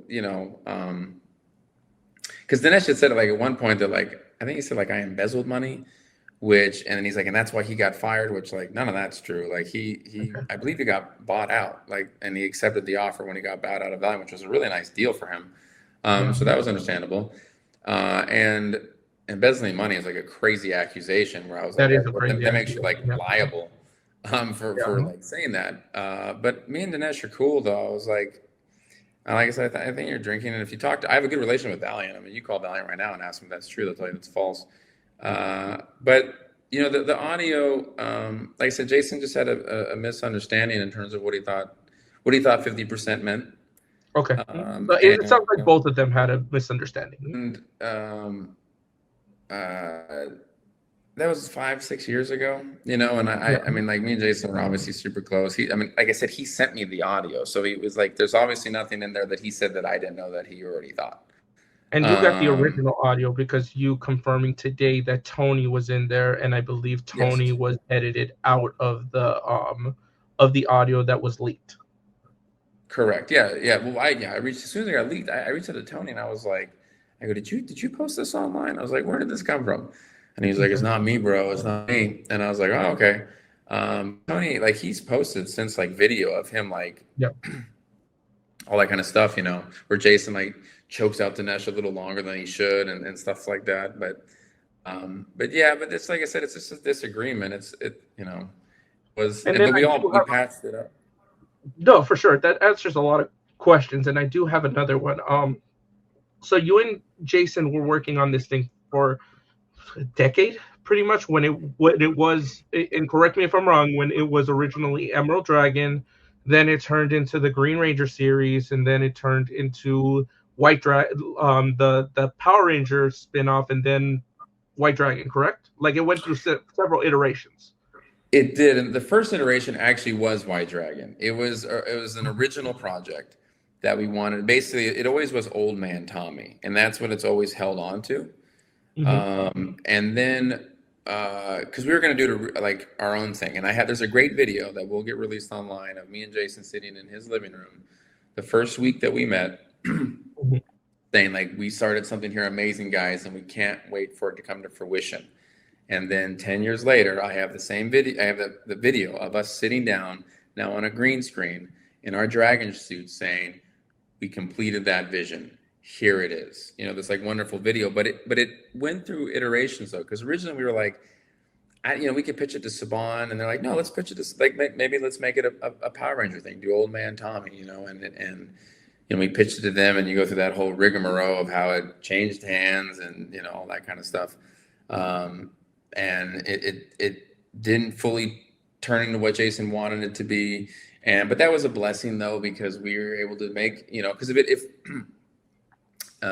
Emerald Dragon ended up becoming, what it was in the comic book, we wouldn't be here today with White Dragon. So like everything that happened, I'm really glad that it did. I'm glad that it all worked out, so, but the pathway that you just explained, that is, I think, the correct pathway.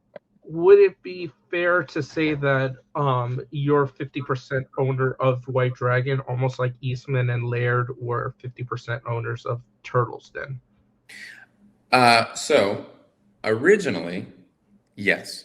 I have the copyright paperwork of all our stuff copyrighted, and me and Jason are 50% owners. We created it back then. But when Chris came on and he put his money in, you know what I'm saying? Okay. Then it became a three-way, and then that's when it changed over to the White Dragon LLC. Okay, so that was gonna lead into my next one, is that if Johnny had come in, then it would have been a 25, 25, 25, 25 then, because I mean Johnny did put in his particular portion into the film, but then obviously left. So you guys cut that out, right? So Johnny came in, and Johnny's fantastic, by the way. He's like a super great guy, very talented. I spoke with Johnny the other day because all this, like some of the stuff was going online. He called me and he was like, "What is happening?" And I was like, "I know." But Jason brought Johnny on. I had met Johnny a few times because he cameoed in Power Rangers versus, Green Ranger versus Ryu, and so I knew him, and he was like, "I want to bring Johnny on." I was like, "Okay, cool. Like like I said, I love collaborating. Bring Johnny on. This would be great."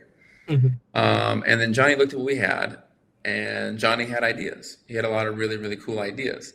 A lot of those, like when we wrote the initial, like the original Kickstarter video that went online, he came up with a few of the lines, and he really liked to be really hands on, which was great. I love that. I forget like what lines they were, and he might be able to tell you. But he came up with like a lot of backstories. He really wanted to flush things out, and he had a lot of cool ideas. It was very Power Rangery. Like I think I could be wrong on this, but I think like he wanted to name the city, instead of Angel Grove, it would have been like Angel Graves or something. Like it was like a spin on it. Um, don't exactly quote me on that. I have to ask Johnny. He might be like, "No, Aaron, it's this," and I'm like, "Oh, right, that sounds better." My way, but I Yeah. just say dumb. But he had a lot of really cool ideas. But it was all very like it was still very Power Ranger. Like it was very much like kind of like, I don't want to say a Power Ranger fan film, but it walked that line too much, and that wasn't Johnny's choice either. That was kind of when basically when we kind of went through the rigmarole of trying to get the Emerald Dragon as a comic book, and then that kind Got of it. went through the different things. We're like, well, we can still kind of keep it kind of like for the fans. They kind of, I don't know if they, and then so when we brought Johnny on, he went with that. He went with that idea and stuff. Now we never talked about, um, and I don't think we did. We never like put it to paper. In terms of like ownership, but like me and Jason were always like a big handshake guy, and we were big fairness people. Like Johnny comes in, then he's entitled to the percentage that he comes in at. You know what I'm saying? So like that would, but then, but then the project never happened. Yeah. And then that all fell apart. And him and Johnny and Jason went off to do another project.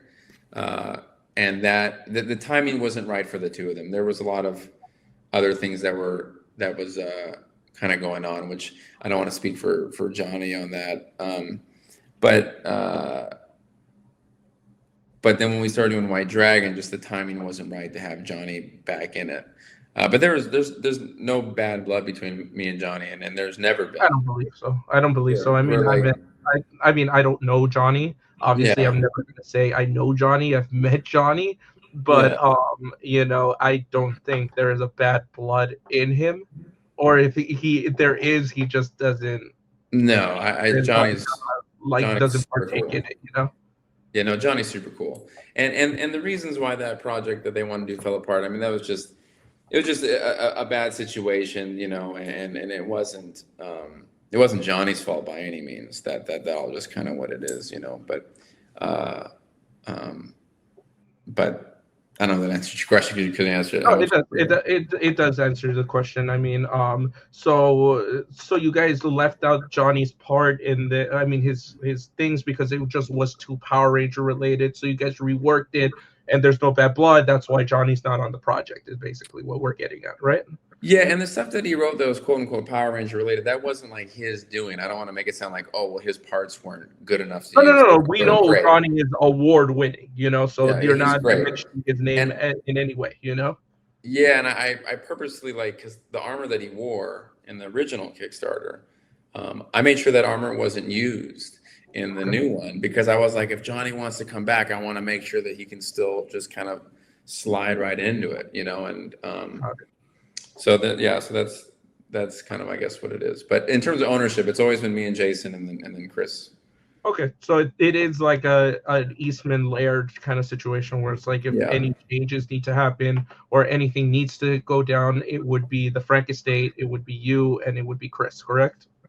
Yes, and we're all like, I read some weird comment once. They were like, "I bet you it's Tammy that's holding this up," which is, I can say here, is 1,000% false. Tammy Yeah. is so supportive and so loving of this project and Jason's legacy. So like anyone that, like, no one should be putting any sort of blame Yeah. on Tammy. She's fantastic. She's We are big proponents of Tammy. okay, Drew good. and I are both proponents of Tammy. We support and we love Tammy. We know that this situation is not an easy situation. I lost my father and my mother went through the exact same things that Tammy is going Yeah, through. It's not an easy thing when you lose the love of your life, number one, or the person that was the main decision maker slash breadwinner, everything. I mean, she's figuring it out, and unfortunately, I mean, I'm not bad mouthing anyone, but it's kind of like, hey, she's figuring things out. Eventually, everything is going to come to fruition for them. yeah. They're Yeah. working real hard. So I mean, I see them all the time. Yeah. I mean, Jenna now does yoga with my wife, so she's over here, and she's the first person we had over at the house, actually. Okay. But Jenna's and Tammy are just very impressive. I'm always impressed because it's just a lot to overcome. I couldn't do it. I wouldn't be strong enough to do what they've done. So, No, I but she's mean, she's a crazy supporter of the movie, like crazy no, I supporter. mean, like I said, I've seen Jenna a few times. Once she started going to cons by herself, she recognizes my face whenever I go, because I don't go as a fan. I go just to say hi. Nice. I Yeah. just like, if Jenna's at a con or a signing or something, then I happen to be in the area, I'm like, I am just gonna go and say hi. Yeah. Jason was quite the prankster. Yeah. When I hang out with Jenna, just because I see her now more, and after hanging out with Jason for all these years, I'll see just even like little things, just the way that she'll just kind of like laugh or smile. I'll just be like, oh, yeah, that's like her dad. Yeah, she's exactly like her father. Like I am going She has all to. she has all the best traits of her dad. She has all the best traits of her dad. Oh, 100%, 100%. Yeah. I guess people are asking about the safety of bad in the sun, and you've already touched on it. That hey, like if things go wrong, and things are gonna go wrong when it comes to stunts, we handle things. So like obviously we want to put to rest all of those concerns because like I said, actually I told you earlier, I didn't say it on camera, but one of my friends is one of my closest friends is Sean Bryan, the Papal Ninja, and Mm-hmm. stunt people are the my are the unsung heroes in my opinion. So we 100%. just want to make sure and put it to rest because I guess there are some rumors going around of like Ben and the Sun is unsafe. Like Ben and the Sun is very safe, correct? Like you've got insurances if things happen. You stop production, and even if it's costly. You take care of them, right?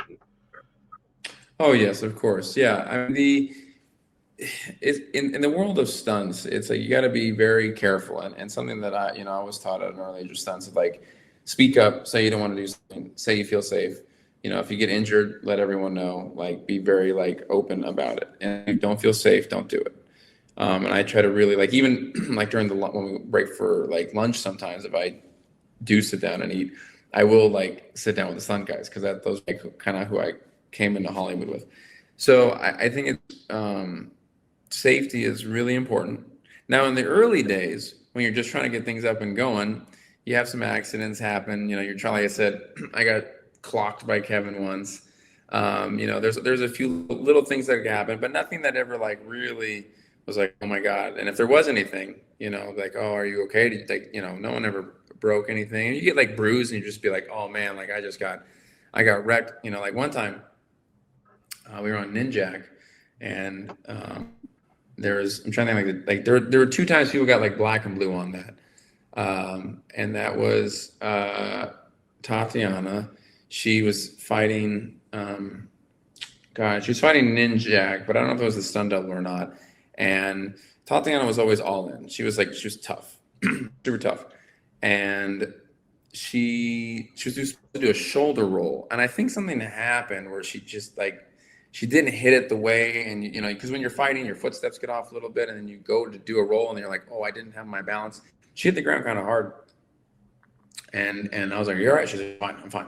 She's like, I'm Russian, I'm tough, and I was like, all right, well, keep going. I'm like, if you're fine, I mean, like, tell me if you're not. You know, she's like, no, I'm fine.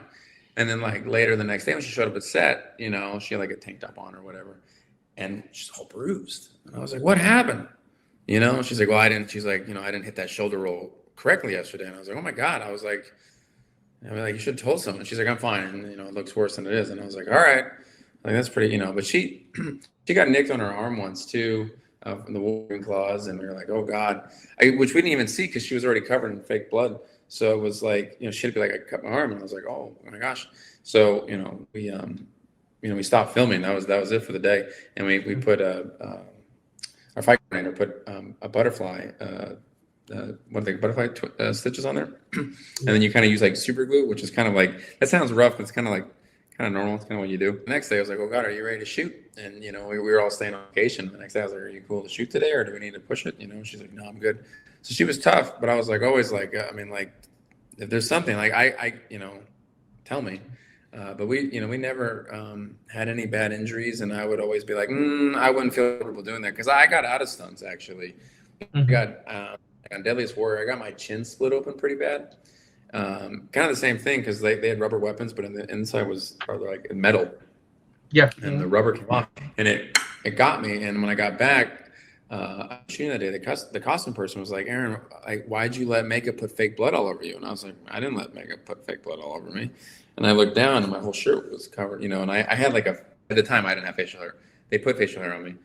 And I was like, oh my God, like I just thought it clipped me, you know, like you get hit in the face and you're like, well, it's whatever. So I was like, that's like really like, if that hit me in like the eye or the face, that could have been really, really bad. And I was like, oh, I don't like this. So there's a lot of times I'm like, feel comfortable in what you're doing. And it's also a thing in the early, you know, like when we asked about insurance.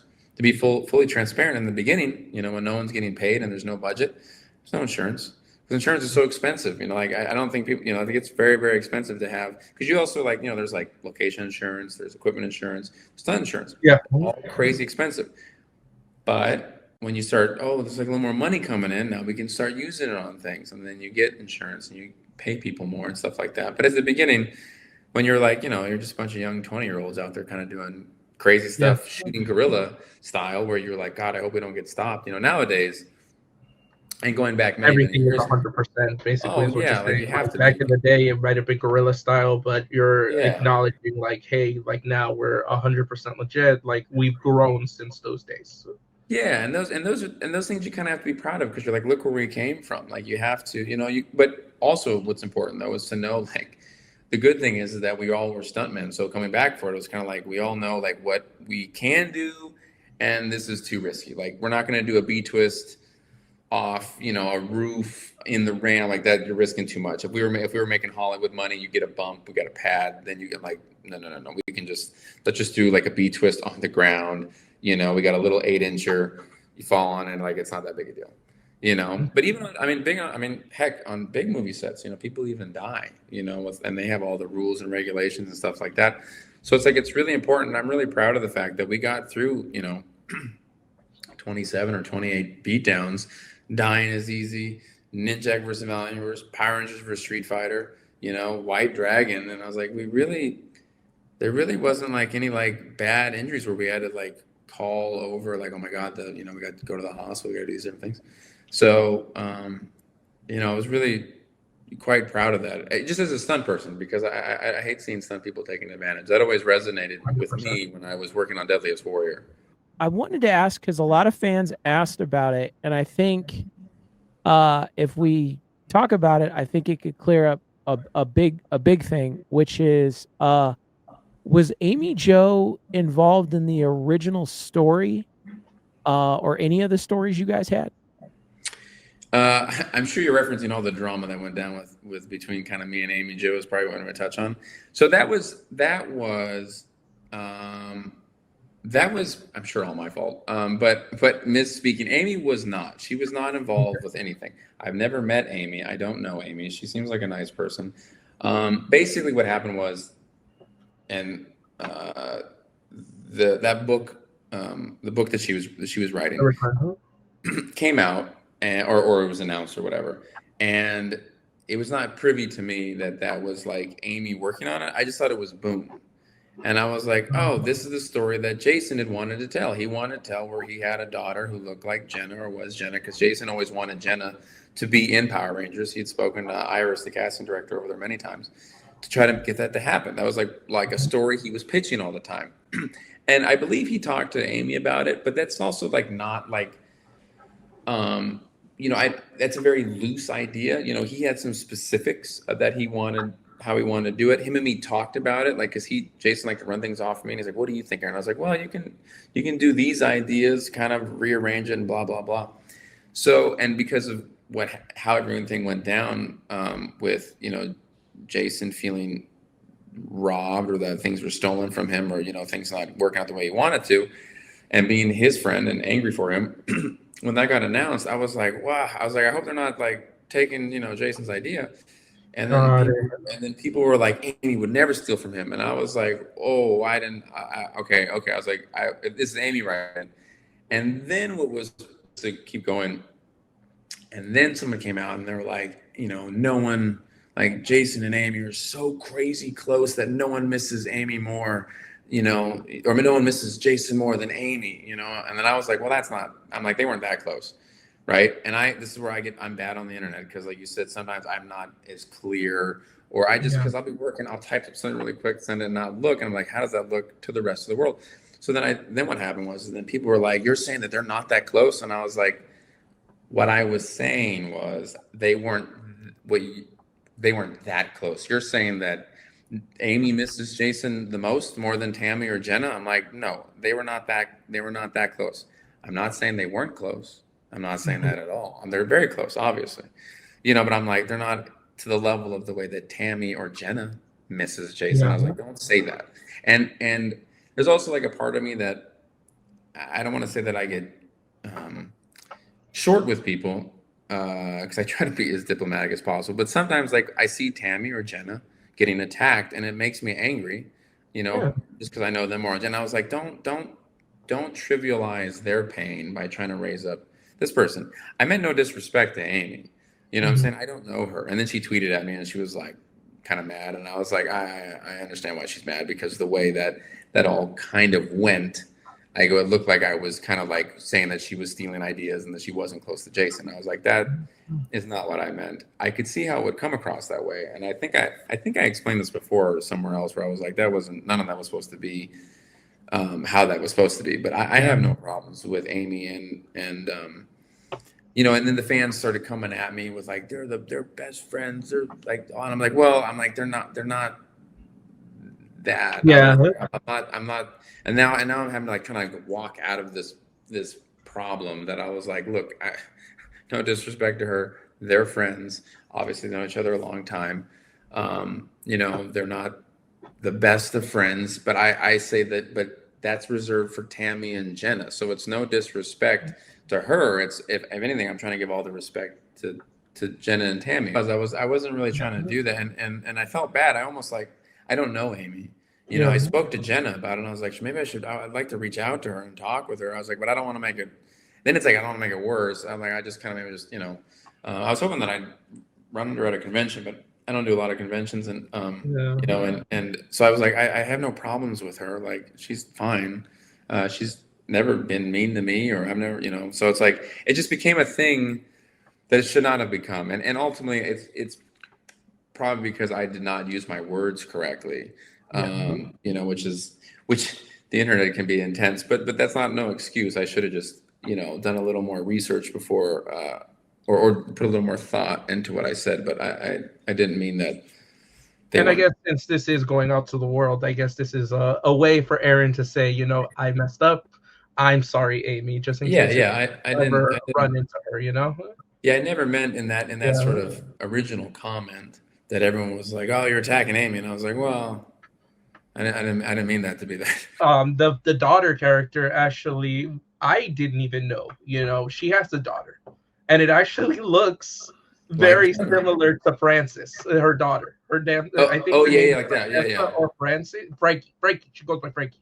So it was totally. I mean, I saw what you saw because when I first saw it, I was like, "Is that Jenna?" That's what I thought. And I was like, oh, And so, then I yeah. learned about Frankie, and then I was just like, "Oh my god, they look similar, but not, not in that way." Yeah. If Yeah, I remember right, Amy Jo's daughter's name is Frances. yeah. No, If I that's remember. who I was referring to. Yeah, The Frankie, yeah, aka Francis. Yeah. right. Yeah, so that's why I was saying to Aaron, like, hey, like, I thought the exact same thing when I first saw the Olivia character. I was just like, is that Jenna? And then I saw her Yeah. daughter, and I was just like, oh no, that's Frankie. It just oddly looks like Jenna. Yeah.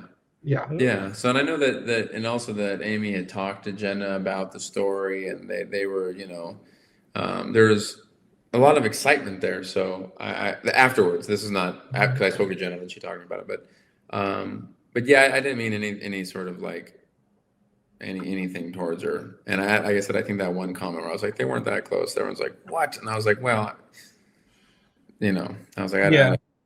I meant not as close as Jenna and Yeah, because I Bella. mean, even Drew and I have theories, I mean, no, nothing bad like romantic feelings or anything like that, but I think they were close in the aspect that, I mean, it's full common knowledge, Jason's first marriage. He was married while he knew Amy, so I'm very sure, with because of how close he and Amy were, I'm very sure he cried a few times with her on the situation.